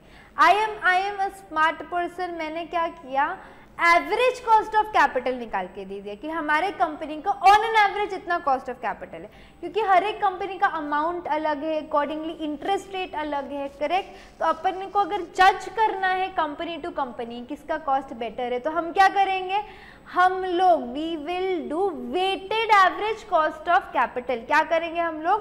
कंप्यूटेशन ऑफ वेटेड, ये जो वैक है ना, WACC, this stands for weighted average cost of capital. क्या रहता है इसका मतलब? जितने भी सोर्स ऑफ फंड्स है ना हमारे, सबका अपन एक फिक्स्ड स्टैंडर्ड फॉर्मेट रहता है। मैं वो फॉर्मेट भी बताती हूँ आप लोगों को, रुको। ये देखो फॉर्मेट ऐसा होता है weighted average cost of capital का। आई नो रिटेन्ड अर्निंग्स बाकी मेरे को पता है, उसमें कुछ है नहीं, वो मैं ले लूंगी। 2 मिनट दो, सम के साथ समझाती हूँ ना यार। पहला होता है सोर्स ऑफ फंड्स, यानी कि पैसा कहाँ से आ रहा है, सोर्स ऑफ फंड्स या सोर्स ऑफ फाइनेंस। फॉर्मेट साथ में बना लेंगे आप लोग। पहला कॉलम आ गया ये, फिर उसके बाद आता है बुक वैल्यू। 2 मेथड होते हैं, वैक अकॉर्डिंग टू बुक वैल्यू निकाला जाता है या वैक अकॉर्डिंग टू मार्केट वैल्यू निकाला जाता है। तो बुक वैल्यू और मैं यहाँ पे लिख देती हूँ मार्केट वैल्यू, जो भी उनके वैल्यूज है वो आ जाएंगे। फिर उसके बाद कॉलम आता है वेट्स का। किसका कॉलम आता है? वेट्स का। किसका कितना वेट है, क्या प्रोपोर्शन है, बेसिकली सम सॉल्व करेंगे तब बताऊंगी फिगर्स का। अभी आप फॉर्मेट लिखेंगे।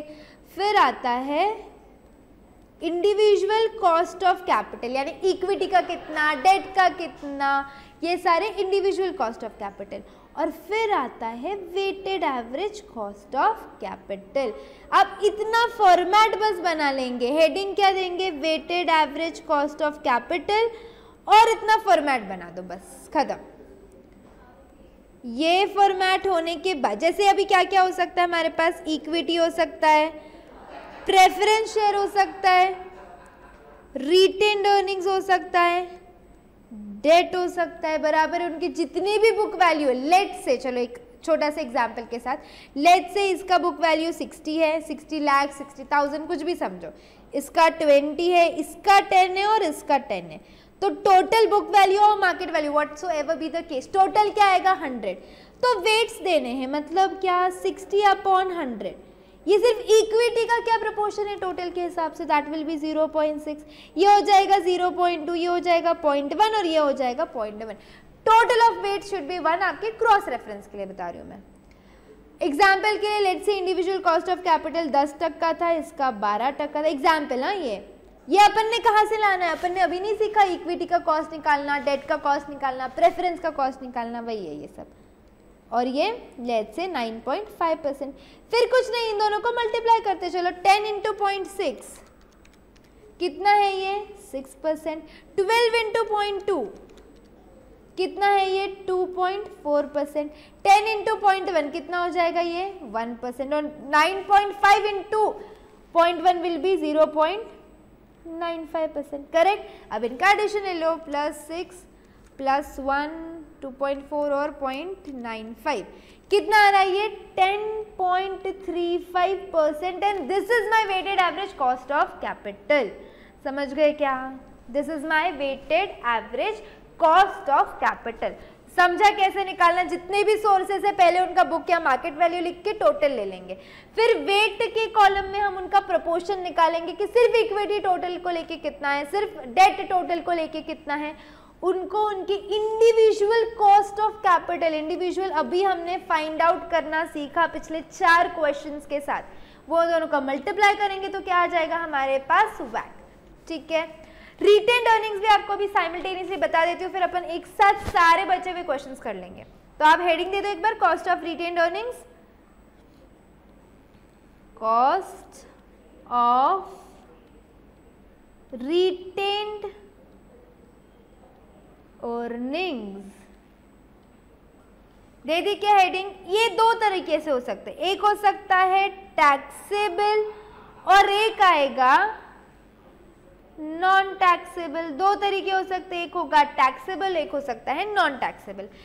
अगर टैक्स नहीं लगाना, टैक्स क्यों लगाना है रिटेन्ड अर्निंग्स पे? बेटा रिटेन्ड अर्निंग्स बेसिकली होता क्या है? वो पार्ट ऑफ इनकम, ऐसा इनकम जो मैंने आइडियली इक्विटी शेयर होल्डर्स को दे देना चाहिए था, बराबर है जितना भी ईपीएस है, पर हम क्या सोचते कि हम वो पैसा कंपनी में रखेंगे, उस पैसे की मदद से कंपनी ग्रो करेगी और फिर अपन ऐसे करके रिटेन्ड अर्निंग्स बढ़ाते जाएंगे। अल्टीमेटली तो सब कंपनी का है, बराबर है, सब शेयर होल्डर्स का ही अल्टीमेटली।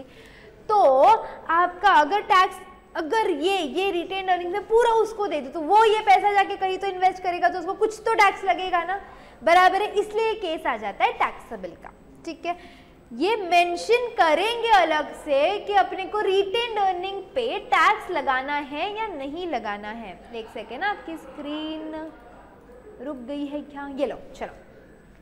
तो KR cost of retain earnings is equals to cost of equity 1 minus tax. दोनों इससे ही क्यों इक्वेट किया, क्योंकि जो इक्विटी शेयर होल्डर का कॉस्ट है वही रिटेन अर्निंग्स का कॉस्ट है, क्योंकि दोनों भी है तो सेम चीज ना। टोटल इतना था, उसमें से मैंने 1/4 पार्ट दे दिया तुम लोगों को, 3/4 मैंने नहीं दिया है, तो 3/4 मैंने अपने पास रखा है एज अ कंपनी, करेक्ट है, so that I will be able to help my company with that money, और लेटर ऑन वो तो पैसा तुमको ही मिलने वाला है। मार्केट वैल्यू बढ़ेगा ना शेयर्स का, तो पैसा किसको मिलेगा, तुमको मिलेगा, जब ये तुम शेयर बेचोगे जाके, करेक्ट है क्या। तो KR is equals to KE, और नॉन टैक्सेबल में, हाँ, KR is equals to KE, taxable में सिर्फ टैक्स रेट जो भी दिया है वो हटा देना, दैट्स इट। इतना सा क्वेश्चन है कॉस्ट ऑफ रिटेन अर्निंग्स पे। आप ये पार्ट भी लिख के लेंगे, चलो जल्दी जल्दी, इतना टेबल बना लो, लिख लिया हम सब, तो अब क्वेश्चंस पे आ जाते हैं। चलो, कहाँ गया मेरा बुक, यस। क्वेश्चन नंबर 5, कटीबटी limited has the following book value capital structure. Book value खुद ही बोल दिया है, बुक वैल्यू, यानी कि शायद अपना वैक कौन सा लगेगा, बुक वैल्यू मेथड। देखते हैं आगे क्या बोलता है। Equity share capital in shares of 110 each fully paid up, 15 crore का क्या है, इक्विटी शेयर कैपिटल है, ठीक है। 11% प्रेफरेंस शेयर कैपिटल 1 करोड़ है, रिटेन अर्निंग्स 20 है, 13.5% की डिबेंचर्स 10 है, और 15% टर्म लोन 12.5 करोड़ है। The next expected dividend on equity share is 3.6, मतलब ये आपका क्या है, D1 है, ठीक है। द डिविडेंड पर share is expected to grow at the rate of 7%, ये आपका ग्रोथ रेट है, देखो D1 आ गया 3.6, ग्रोथ आ गया है 7%। मार्केट प्राइस कितना है शेयर का, 40 रुपीज, तो मार्केट प्राइस इज ₹40। अभी जो अपन ने पिछले 4 सम में किया है ना, हर एक कैपिटल कॉस्ट, हर एक कैपिटल का कॉस्ट निकाला है, वही चीज इधर भी करनी है अपने को। जितने भी सोर्स ऑफ फंड्स दिए सबका इंडिविजुअल कॉस्ट निकालना है और वो फॉर्मेट में इंसर्ट करना है। आगे, ये अभी KE की बात हो गई तो अपन KE निकाल सकते हैं, यहाँ से निकाल देने का क्या इमीडिएटली, चलो KE निकाल देते हैं। कहा गया, नीचे वर्किंग दी है मैंने, cost of equity capital and retain earning, KE का formula D1/P0 into 100। D1 already mentioned है अपने को, कितना है 3.6, P0 दिया है 40, तो 3.6/40 इंटू 100 करेंगे, फिर ग्रोथ को ऐड करना, 3.6/40 इंटू 100 प्लस ग्रोथ कितना है 7% का, तो टोटल कॉस्ट ऑफ इक्विटी हमारे पास कितनी आ गई है 16% की, कितनी आ गई 16%, ठीक है। आगे आगे आगे बढ़ेंगे। Preference stock redeemable after 10 years, preference stock का रिडेम्पशन कब है, 10 साल बाद, ठीक है। करंटली सेलिंग एट 75 पर शेयर, अभी का इसका मार्केट वैल्यू दिया है। Debentures redeemable after 6 years are selling at 80, redemption क्यों दिया ये, redeemable debentures, redeemable preference share formula लगाने के लिए, ठीक है। Income tax rate of the company is 40%। क्या क्या ढूंढना है, calculate the current weighted average cost of capital using book value as well as market value proportions, यानी एक सम में दोनों तरीके से कर लेंगे अपन, बुक वैल्यू के हिसाब से भी कर लेंगे एंड मार्केट वैल्यू के हिसाब से भी कर लेंगे, ठीक है।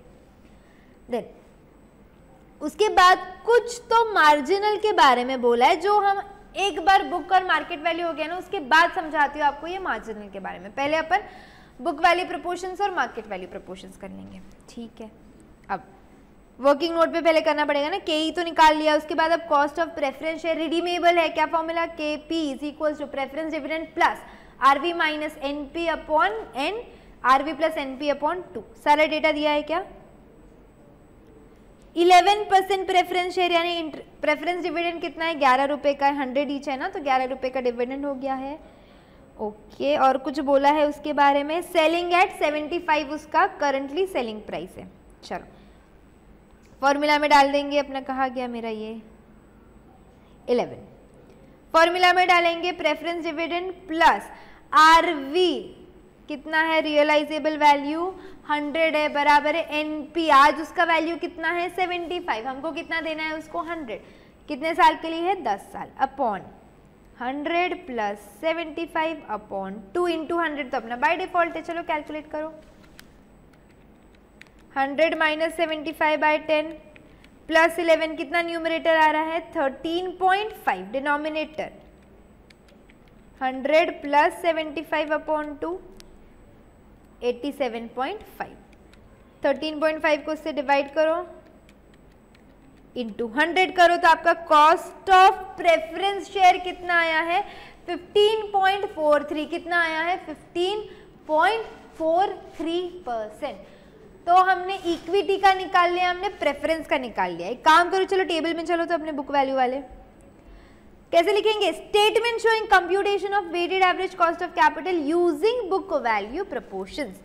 तो इक्विटी कैपिटल अमाउंट कितना है, टेबल में फिल इन द ब्लैंक कर देते, इक्विटी का 15, प्रेफरेंस का 1, रिटेन का 20, फिर 10, फिर 12.5, ये सारा मैंने यहाँ पे लिख दिया 11%, रिटेन अर्निंग्स 13 और 15%, सबके अमाउंट लिख दिए 15, 1, 20, 10 और 12.5, टोटल कितना आ रहा है 58.5। अब सबके प्रोपोर्शन निकालो, कैसे निकालेंगे अपन, 15 डिवाइडेड बाय 58.5 कितना आ रहा है 0.256, 1 डिवाइडेड बाय 58.5 कितना आ रहा है ये 0.017, 20 डिवाइडेड बाय 58.5 0.342, 10 डिवाइडेड बाय 58.5 कितना आ रहा है ये 0.17, 12.5 डिवाइडेड बाय 58.5 लास्ट में कितना आ रहा है 2.136 है तो 2.14 कर दिया, टोटल देखो एक आता होगा, ये बुक वैल्यू हो गए। अब बात चल रही है इक्विटी की, तो केई मैंने निकाल लिया है 16% निकाल लिया है, फिर मैंने प्रेफरेंस शेयर भी निकाल लिया 15.43, ठीक है। रिटेन्ड अर्निंग्स के बारे में कुछ नहीं बोला है, कुछ टैक्स की भी बात नहीं की है, तो ये दिया है टैक्स रेट वो नहीं चलता है क्या, कंपनी का टैक्स रेट अलग है, इंडिविजुअल इंसान की टैक्स रेट बोलनी चाहिए थी ना कि रिटेन्ड अर्निंग्स के लिए, क्योंकि वो जो बंदा है वो अगर मेरे शेयर्स बेच देगा, रिटेन्ड अर्निंग्स लेके चला जाएगा तो कहीं और इन्वेस्ट करेगा तो उसको कितना टैक्स रेट लगेगा, मेरे को वो चाहिए, कंपनी के टैक्स रेट से क्या लेना देना। रिटेन्ड अर्निंग्स के लिए हमको individual cost, individual tax rate लगता है। तो अगर टैक्स की कुछ बात नहीं की है तो KR is equals to KE, तो यहाँ पे भी क्या हो जाएगा 16%।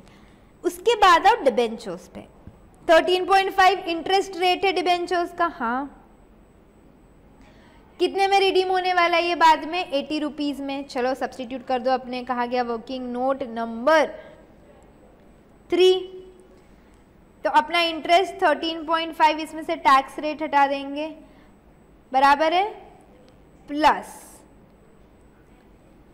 RV कितना है अभी 100, नेट प्रोसीड्स अभी कितने में मिल रहा है 80/6 whole divided by 100 plus 80/2 into 100, चलो कैलकुलेट करेंगे फटाफट से, 13.5 इंटू 0.6 कितना आ रहा है ये 8.1 plus 100 minus 80 20 divided by 6 3.33 upon 100 plus 80 divide by 2 will give you 90 into 100, तो 8.1 प्लस 3.333 डिवाइड बाय 90 इंटू 100 कितना हो रहा है ये 12.7%, 12.7% आपका क्या है KD कॉस्ट ऑफ डेट। तो इधर जाके लिख देंगे अपने बुक वैल्यू के अंदर कॉस्ट ऑफ डेट। फिर बच रहा है 15% टर्म लोन, ये कैसे निकालते हैं, टर्म लोन के लिए कोई फॉर्मूला वगैरह नहीं, सिर्फ जो भी इंटरेस्ट रेट है ना उसमें से टैक्स को हटा देंगे। तो कितना इंटरेस्ट रेट है देखो जरा, कहा गया मेरे को क्यों, हाँ 15% टर्म लोन है, 40% का इंटरेस्ट रेट है बराबर। इसकी वर्किंग नोट भी दिखा देती हूँ चलो मैं आपको, ये रहा, तो ये 15 1 माइनस 0.4 तो कितना हो जाएगा 15 का 60% कर लो डायरेक्टली, 15 का 60% इज कमिंग टू 9, तो cost of term loan KD is equals to 9, तो फिर यहाँ पे हम लिख देंगे 9। अब क्या करेंगे इंडिविजुअल इनको मल्टीप्लाई करते चलो, मैं हाईलाइट करते जाऊँ जो जो अपन मल्टीप्लाई कर रहे, तो 0.256 इंटू 16 दिख रहा है क्लियरली, 16 इंटू 0.256 कितना आ रहा है 4.096, ठीक है। जीटी में जाने दो, मतलब इक्वल टू आपने प्रेस कर दिया, देखो 0.256 इंटू 16 प्रेस कर दिया, इक्वल टू प्रेस कर दिया, 4.096 दिख रहा है। उसके बाद ऑन एसी कोई बटन नहीं दबाने का, डायरेक्टली 0.017 इंटू 15.43 कितना आता है 0.262, देखो इन दोनों को मल्टीप्लाई कर दिया। Third 0.342 into 16 is equal to कितना आता है, इनको मल्टीप्लाई करके 5.472, फिर 0.171 इंटू 12.7 कितना आ रहा है, इनको मल्टीप्लाई करके 2.1717, लास्ट में 0.214 इंटू 9 इनको मल्टीप्लाई करके कितना आ रहा है 1.926। अब आप जीटी का बटन डायरेक्टली प्रेस करो तो ये फिगर दिख जाएगा। कितना है हमारा weighted average cost of capital 13.927%। Clear हो गया, ये बुक वैल्यू के हिसाब से था। तो मैम मार्केट वैल्यू क्या होता है, देखो यहाँ पे फाइंड आउट करना है मार्केट वैल्यू प्रोपोर्शंस। सिर्फ जो अपना ये बुक वैल्यू का सब सेम रहता, हाँ सच्ची में बोल रही, देखो मैं ये देखो 16 ये देखो कहा गया मेरा यूजिंग मार्केट वैल्यू प्रोपोर्शंस। एक बात ध्यान रखेंगे, लिख के लेंगे, जब भी अपन मार्केट वैल्यू मेथड करते हैं ना, हमको इग्नोर करना है रिटेन्ड अर्निंग्स को। क्यों इग्नोर करना है, देखो इक्विटी शेयर का वैल्यू अभी अब बढ़ जाता है ना, देखो फेस वैल्यू 100 है उसका, जो अभी अपन ने लिया बुक वैल्यू के हिसाब से, लेट से 10 है या 100 है, जो भी है फेस वैल्यू, पर आज मैं उसका मार्केट वैल्यू देखती हूँ तो 500-600 ये मार्केट वैल्यू क्यों बढ़ा है, उसकी रिटेन्ड अर्निंग्स की वजह से। कंपनी में उतनी रिटेन्ड अर्निंग्स है, कंपनी उतना ग्रो कर रही है, इसलिए उसका मार्केट प्राइस बढ़ा हुआ है, इसीलिए उसका रिटेन्ड अर्निंग्स बढ़ा है। तो आप क्या करोगे ना, 10 रुपए के शेयर की जगह, अभी मेरे पास 10 शेयर थे, पहले आप 10 से मल्टीप्लाई करते थे तो आप बुक वैल्यू में जाता था 100, अभी वही 10 शेयर अब 100 की हो गई है 120, तो ये अब 1200। तो ऑलरेडी ये जो मार्केट वैल्यू है इसके अंदर मेरा रिटेन्ड अर्निंग्स का कंपोनेंट आ चुका है, तो वापस से रिटेन्ड अर्निंग्स हम अलग से नहीं करेंगे। तो मार्केट वैल्यू के टाइम पे हमको क्या करना है, इग्नोर करना है रिटेन्ड अर्निंग्स को। क्या करना है अपने को, रिटेन्ड अर्निंग्स को इग्नोर करना है, ठीक है। तो सोर्स ऑफ कैपिटल क्या क्या आ जाएगा, फिर 4 बचेंगे, देखो एक इक्विटी कैपिटल, फिर एक 11% प्रेफरेंस कैपिटल, फिर डिबेंचर्स और टर्म लोन, ठीक है। अब इनके मार्केट वैल्यू से मल्टीप्लाई करेंगे। मार्केट वैल्यू कितनी है 40, कितने शेयर्स हैं 15 करोड़ शेयर्स थे, 10 रुपए का एक है, तो 1.5 crore shares into market value कितनी है 40। अब तुम्हारा मार्केट वैल्यू आ जाएगा इक्विटी शेयर कैपिटल का 60 करोड़। लाइकवाइज प्रेफरेंस शेयर के लिए देखो 100 ईच के थे, बराबर है क्या, तो 1 करोड़ डिवाइड बाय 100 कर लो, इनटू अभी क्या हो गया प्रेफरेंस शेयर का वैल्यू 75, तो अब कितना हो गया तुम्हारा 75, ये रहा, बराबर है 1 लाख इंटू 75 लाख हो गया। सेम अभी डिबेंचर्स के लिए करो जरा, रिटेन्ड अर्निंग्स देखो अपने को इग्नोर करना है मार्केट वैल्यू मेथड के लिए। डिबेंचर्स 100 के है वापस से, तो 10 करोड़ डिवाइड बाय 100, अब रिटेन्ड, अब आपके डिबेंचर्स का वैल्यू कितना है 80, तो इंटू 80 कर लो, 8 करोड़ होगा वैल्यू। ये देखो मेरा मार्केट वैल्यू आ गया है 8। और टर्म लोन का चेंज नहीं होता है, आपने जब लिया था तब लोन 2 लाख का था, अब 2 लाख की जगह 3 लाख का लोन हो गया, ऐसे नहीं होता है। तो लोन का वैल्यू है उतना का उतना 12.5। इनके इंडिविजुअल कॉस्ट ऑफ कैपिटल 16 है क्या, 16 है, 15.43 है क्या, हाँ इधर भी वही था, वो क्यों चेंज करोगे, ये भी 12.7 है और ये भी 9 है। अब फटाफट से प्रपोर्शन चेंज होंगे, वैल्यू चेंज हुए ना, तो टोटल ले लो 60 प्लस 0.75 प्लस 8 प्लस 12.5, कितना हो रहा है अभी टोटल 81.25। तो प्रपोर्शन निकाल लो, 60 डिवाइडेड बाय 81.25 कितना आ रहा है ये 0.739, फिर 0.75 डिवाइडेड बाय 81.25 कितना आ रहा है 0.009, ठीक है। 8 डिवाइडेड बाय 81.25 कितना आ रहा है 0.098, और lastly 12.5 divided by 81.25, this is coming to 0.154। कुछ नहीं, वापस से इनको करेंगे हम मल्टीप्लाई, इन दोनों को मल्टीप्लाई करके यहाँ पे लिख दो, दिख रहा है स्क्रीन क्लियरली। 0.739 इंटू 16 कितना आ रहा है ये 11.824, फिर 0.009 इंटू 15.43 कितना आ रहा है ये 0.138, 0.098 इंटू 12.7 कितना आ रहा है ये 1.2445, इसलिए मैंने 45 कर दिया, और लास्ट में एक जो बचा है 0.154 इंटू 9 कितना आ रहा है ये 1.386। जीटी का बटन सीधा दबाना, क्या टोटल आ रहा है 14.593। ये आपका क्या हो गया है weighted average cost of capital. क्या हो गया आपका ये weighted average cost of capital. Book value नहीं, अब ये मार्केट वैल्यू मेथड से था, ऊपर वाला बुक वैल्यू मेथड से था, नीचे वाला मार्केट वैल्यू मेथड से था। ठीक है, अब एक और क्वेश्चन था ना इसके अंदर पर, ये जो है ना मास्टर क्वेश्चन है बेटा, जो क्वेश्चन नंबर 5 है ना, इसके अंदर मैंने आपको बुक वैल्यू भी सिखाना है, इसके अंदर मैंने आपको मार्केट वैल्यू भी सिखाना है, और इसके अंदर मार्जिनल कॉस्ट ऑफ कैपिटल भी सिखाना है। अब ये वर्ड क्या है ma'am, marginal cost of capital के आने के चांसेस लीस्ट है, पर मैंने आपको बोला है रिवीजन करेंगे हम, पास्ट पेपर कर रहे के सिर्फ जो आके गया वो करना है। रिवीजन के अंदर हर एक टाइप का एक एक समय है, told you I am going to take, so I am taking. अभी इतना कर रही हूँ बेटा, बहुत मेहनत से, बहुत हार्डवर्क एनालिसिस के बाद ये बुक बना हुआ है, तो थोड़ी सी मेहनत कर लो, आप लोग भी सॉल्व करेंगे। चलो, define the weighted marginal cost of capital if it raises 10 crore next year. अब उसको अगले साल क्या करना है 10 CR रेज करना है, बात समझो, एक मिनट। इंपॉर्टेंट है, इंपॉर्टेंट क्यों है, क्योंकि यार ये आप लोगों ने ज़्यादा ध्यान दिया ही नहीं होगा इस पर, कभी भी ध्यान नहीं दिया होगा। ऐसे नहीं बोलो एग्जाम में आएगा, एग्जाम के हिसाब से थोड़ा कम चांसेस है इसके आने के, बट फिर भी कॉन्सेप्ट पे ध्यान देंगे आप। मेरे को अच्छे से पता है ये कॉन्सेप्ट आपने ध्यान से नहीं पढ़ा होगा कभी। 10 करोड़ आपको, मार्जिनल वर्ड का मतलब क्या होता है, एक्स्ट्रा जो है अपने पास वो तो है। अब मेरे को क्या करना है, if it raises 10 crore next year, मेरे को अगले साल 10 CR रेज करना है। ठीक है, कैसे रेज करेंगे, the amount will be raise by equity and debt in equal proportion. तो 10 CR का 5 CR और 5 CR रेज करना है, ये मेरा लेट से डेट है और ये मेरा इक्विटी है। ठीक है, नेक्स्ट उसी के अंदर the company expects to retain 1.5 crore earning next year.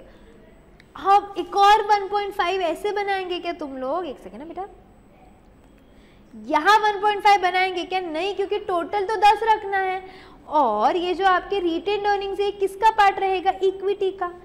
तो कितना रिटेन करना है उसको 1.5 करोड़, कितना बच रहा है 3.5 करोड़। ये प्योरली इक्विटी से आएगा और ये कहाँ से आएगा, रिटेन्ड अर्निंग से आएगा। ठीक है, the additional issue of equity share will result in the net price. अब कितनी प्राइस हो जाएगी मार्केट के अंदर आपके शेयर की 32। ठीक है, तो अब आपको मार्केट वैल्यू मिल गई है। The debt capital raised by way of term loan is 15%। ये जो डेट कैपिटल है टर्म लोन के हिसाब से रेज किया है 15%। ठीक है, for the first 2.5 crore term loan raise किया है, पहले 2.5 है ना, तो पहले 2.5 करोड़ के लिए 15% एंड 16% फॉर द नेक्स्ट, अगले 2.5 के लिए कितना परसेंट से 16% से। अब बात को समझ गए हो क्या, ये लिख के ले लो चाहिए। तो ये मैंने बाइफरकेट मस्त क्यूट सा चार्ट बनाया, 10 CR था, 5 डेट 5 इक्विटी, फिर रिटेन अर्निंग्स उसमें से लेंगे, अलग से नहीं लेंगे, ये बात का ध्यान देंगे आप लोग। क्या राइमिंग किया है, वाह वाह। चलो बना दिया चार्ट, चार्ट नहीं चार्ट, CHART चार्ट, डन। चलो करेगा फिर सॉल्व। हाँ, यहाँ मैंने एक मस्त सा नोट दिया आपको अंडरस्टैंडिंग के लिए। Since retained earnings are treated as equity capital for the purpose of calculation of cost of capital, वो दोनों क्या रहेंगे, उनके सेम रहेंगे। ये सारे वर्किंग नोट हो चुके हैं मेरे। अब statement showing weighted marginal cost of capital, अगर वो 10 CR रेस कर रहे तो क्या क्या हो सकता है, equity capital, retained earnings, 15% debt, अलग अलग 2 रेट है ना, पहले 2.5 के लिए 16, फिर अगले 2.5 के लिए अलग रेट है, इसलिए 15 तक का, सॉरी 16 नहीं, 15% रेट और 16% रेट। अमाउंट्स लिख दो, ये मैंने अभी आपको अमाउंट करा के दिए है ना, यहाँ पर कहा गया, यही अभी तो क्या था अपने अमाउंट्स, लेट मी सी कहाँ बनाया था मैंने चार्ट, ये यहाँ पे 4 पेज पे तो सोल्यूशन जा रहा है उसका। 10 CR 5 CR बराबर है 5 का, फिर इक्विटी कितनी हो गई 3.5 की, रिटेन अर्निंग्स 1.5 और ये 2.5, तो यहाँ लिख दो, भाई नहीं रे 2.5, 2.5, टोटल क्या आ रहा है 10, तो वेट ले लो 3.5 का अपॉन 10 विल बी 0.35, ये 0.15, 0.25, 0.25। कॉस्ट ऑफ कैपिटल निकालना पड़ेगा अब वापस से, देखो डिविडेंड तो उतना ही है, कुछ नहीं बोला है तो 3.6 है, मार्केट प्राइस चेंज कर दी ना, पहले 40 थी अब कितनी हो गई 32 हो गई, और ग्रोथ रेट तो वही है, जो अगर कुछ नहीं बोला है तो डेटा वही रखने का, फिर 3.6 डिवाइडेड बाय 32 इंटू 100 प्लस 7 कितना आ रहा है अभी अपना 18.25%, यही रिटेन अर्निंग्स का रेट होगा, तो मैंने यहाँ दोनों जगह वो रेट लिख दिया। उसके बाद मेरे को क्या करना है 15% डेट है, तो सीधा 15 का 60% ले लो तो 9 हो गया, और 16 का 60% ले लो तो 9.6। क्यों अपन ने ऐसे लिया, क्योंकि टैक्स रेट माइनस किया ना मैंने, देखो 15 1 माइनस 4 9 हो गया है, और 16 1 माइनस 4 9.6 हो गया है, राइट। तो इधर आप लिख देंगे वो 9 और 9.6, अब इन दोनों को मल्टीप्लाई 0.35, इधर अटक गया है क्या, एक मिनट रुको जरा, एक मिनट दो मेरे को, करें मल्टीप्लाई 0.35 इंटू 18.25 कितना आ रहा है 6.387 इक्वल टू में आ गया, फिर 0.15 इंटू 18.25 फिर कितना आ रहा है 2.737, ये फिगर्स देखते चलेंगे यहाँ पे, ठीक है। Next 0.25 into 9 will give you 2.25, वापस से 0.9 इंटू 9.6 क्या आ रहा है 0.25 इंटू 9.6 2.4 बराबर है। अब आप जीटी का बटन दबाएंगे तो क्या आ रहा है आपके लिए 13.774, ये आपका क्या हो गया marginal weighted average cost of capital, कितना आया है 13.774। Now you are done with the question completely, अब आपका क्वेश्चन क्या हो गया खत्म हो गया, ठीक है।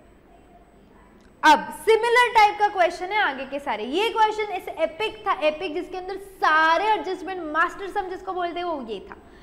अभी क्वेश्चन नंबर 6 पे आएंगे। Tappu Singh and Goli Singh limited wishes to raise additional finance of 10 lakhs for meeting its additional finance, अब मार्जिनल का सम हो सकता है ये, for meeting its investment plans.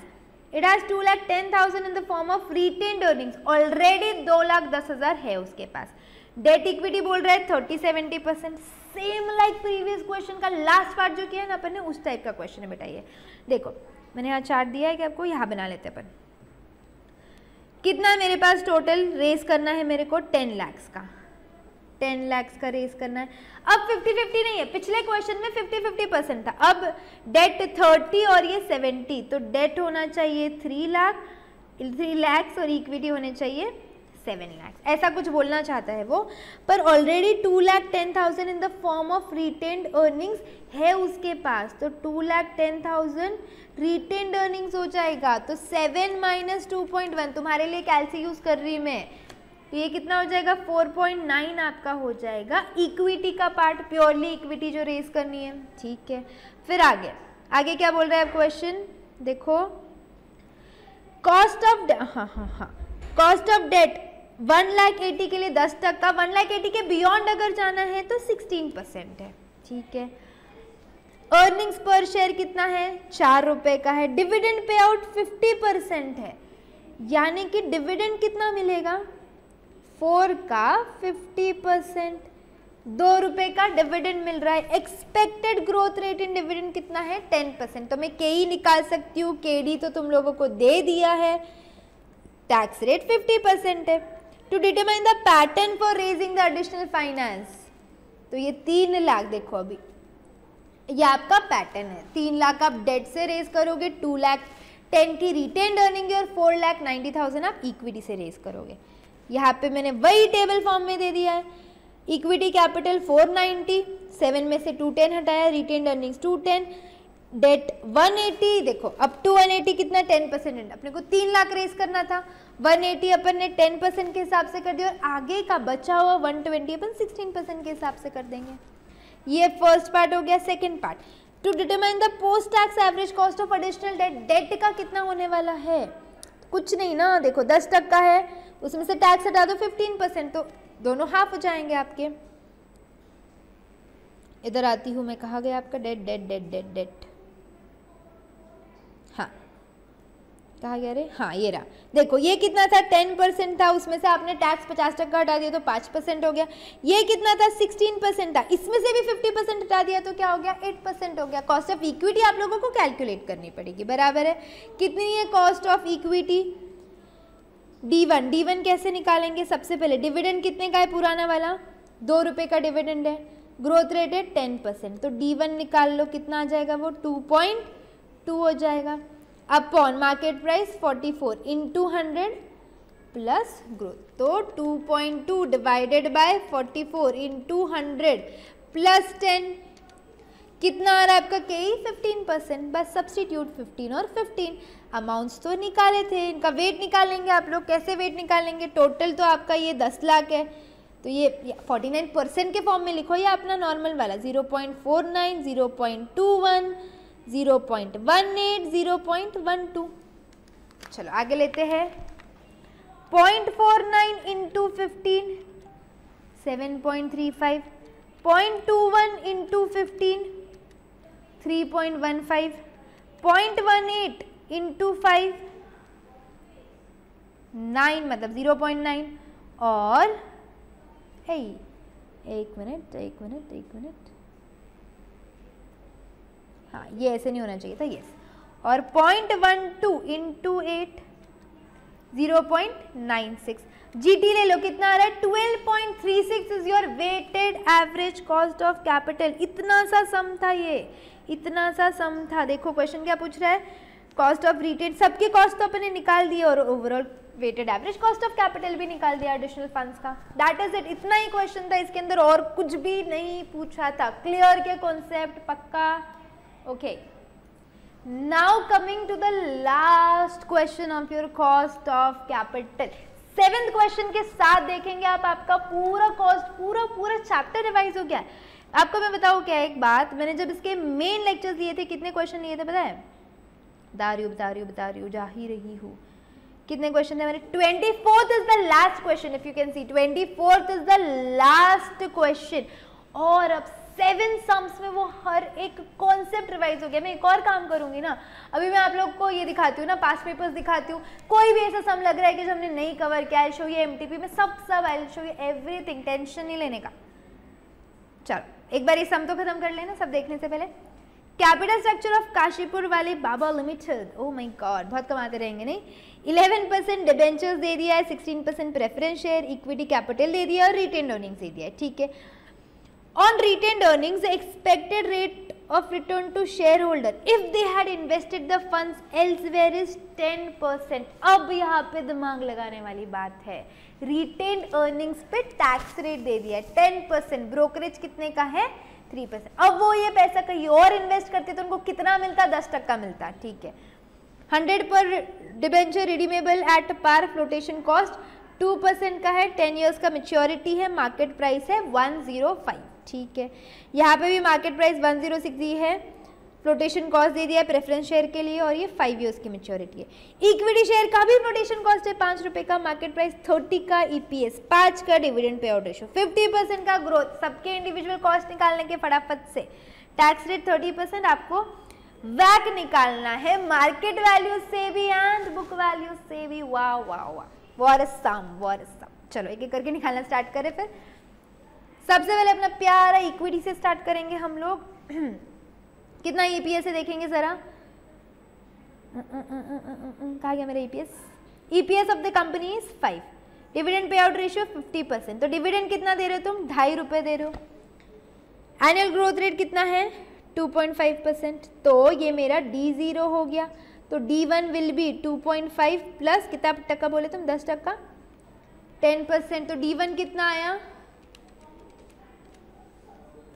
2.75, substitute करो 2.75, देखो अपॉन मार्केट प्राइस है 30 की, पर 5 फ्लोटेशन कॉस्ट है ना, मतलब वो शेयर बेचने के लिए मेरे को खर्चा लग रहा है, कमीशन देना पड़ रहा है लेट से, 30 - 5 कितना होगा वो 2.75 अपॉन 25 इंटू 100 और बाद में ग्रोथ रेट 10% का ऐड कर लेना। तो 2.75 डिवाइडेड बाय 25 इंटू 100 प्लस 10, कितना कॉस्ट ऑफ इक्विटी है? 21% आपका कॉस्ट ऑफ इक्विटी है। चलो ठीक है, अब कॉस्ट ऑफ प्रेफरेंस शेयर निकालना है तो देख लो पहले तो कितना टक्का रेट है, 16% इंटरेस्ट है, 100 रुपीज पार वैल्यू है, 3% फ्लोटेशन कॉस्ट और 106 उसका मार्केट प्राइस है। ठीक है, अब देखो 16 प्लस आरवी कितना है? 100 है, बराबर है। नेट प्रोसीड्स कितना रहता है पता है क्या? कितना तुम लोग का ये है, कहा क्या मेरा ये 106 रुपए का मार्केट प्राइस कितना है अभी का? 106। पिछले सम में भी देखो ना, मैंने लिया था वो एग्जाम में, अब स्क्रॉल कर लेना। कितना है आपका ये? 106 पर 3 रुपीज का फ्लोटेशन कॉस्ट है ना, 3% ऑन 100 यानी कि 3 रुपीज का फ्लोटेशन कॉस्ट है। तो 106 माइनस 3 कितना आएगा? ये 103।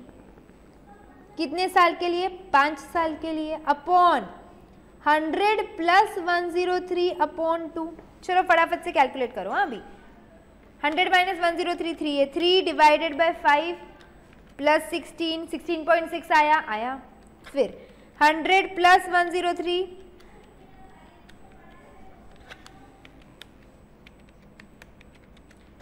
एक सेकेंड ना, 100 प्लस बैक रहे थोड़ा कैलकुलेटर,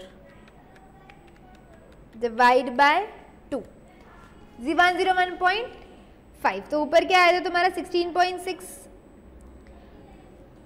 डिवाइड बाय 101.5 इंटू 100 कितना आ रहा है? ये लो, ये था 16। अब यहाँ पे देखो 100 आपका रियलाइजेबल वैल्यू है और 103 आपका नेट प्रोसीड्स है, यानी कि यहाँ पे क्या हो रहा है? प्लस माइनस, ये आपका माइनस 0.6 है। समझ रहे हो क्या? क्या है ये आपका? माइनस 0.6। 100 माइनस 103 ना, अभी तक क्या हो रहा था? आपका आरवी बड़ा अमाउंट था, पहली बार यहाँ पे आपका जो एनपी है वो बड़ा अमाउंट है, डिवाइडेड बाय 101.5 है। वही सोचो क्या आपका इसमें अलग था जो मैंने ये सम लिया, याद करी थी बाबा, इंसान है मैं भी। डिवाइडेड बाय 101.5 इंटू 100 कितना आ रहा है? 15.172। ये है आपका कॉस्ट ऑफ प्रेफरेंस शेयर। ठीक है, अब cost of debentures, cost of debt भी निकालना पड़ेगा ना। चलो करते फिर सब्स्टिट्यूट।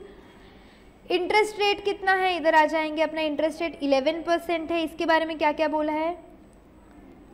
105 का मार्केट प्राइस है, 2% फ्लोटेशन कॉस्ट है, 103 हो जाएगा, इधर भी ये 2 हो जाएगा। कितना है ये? 105 माइनस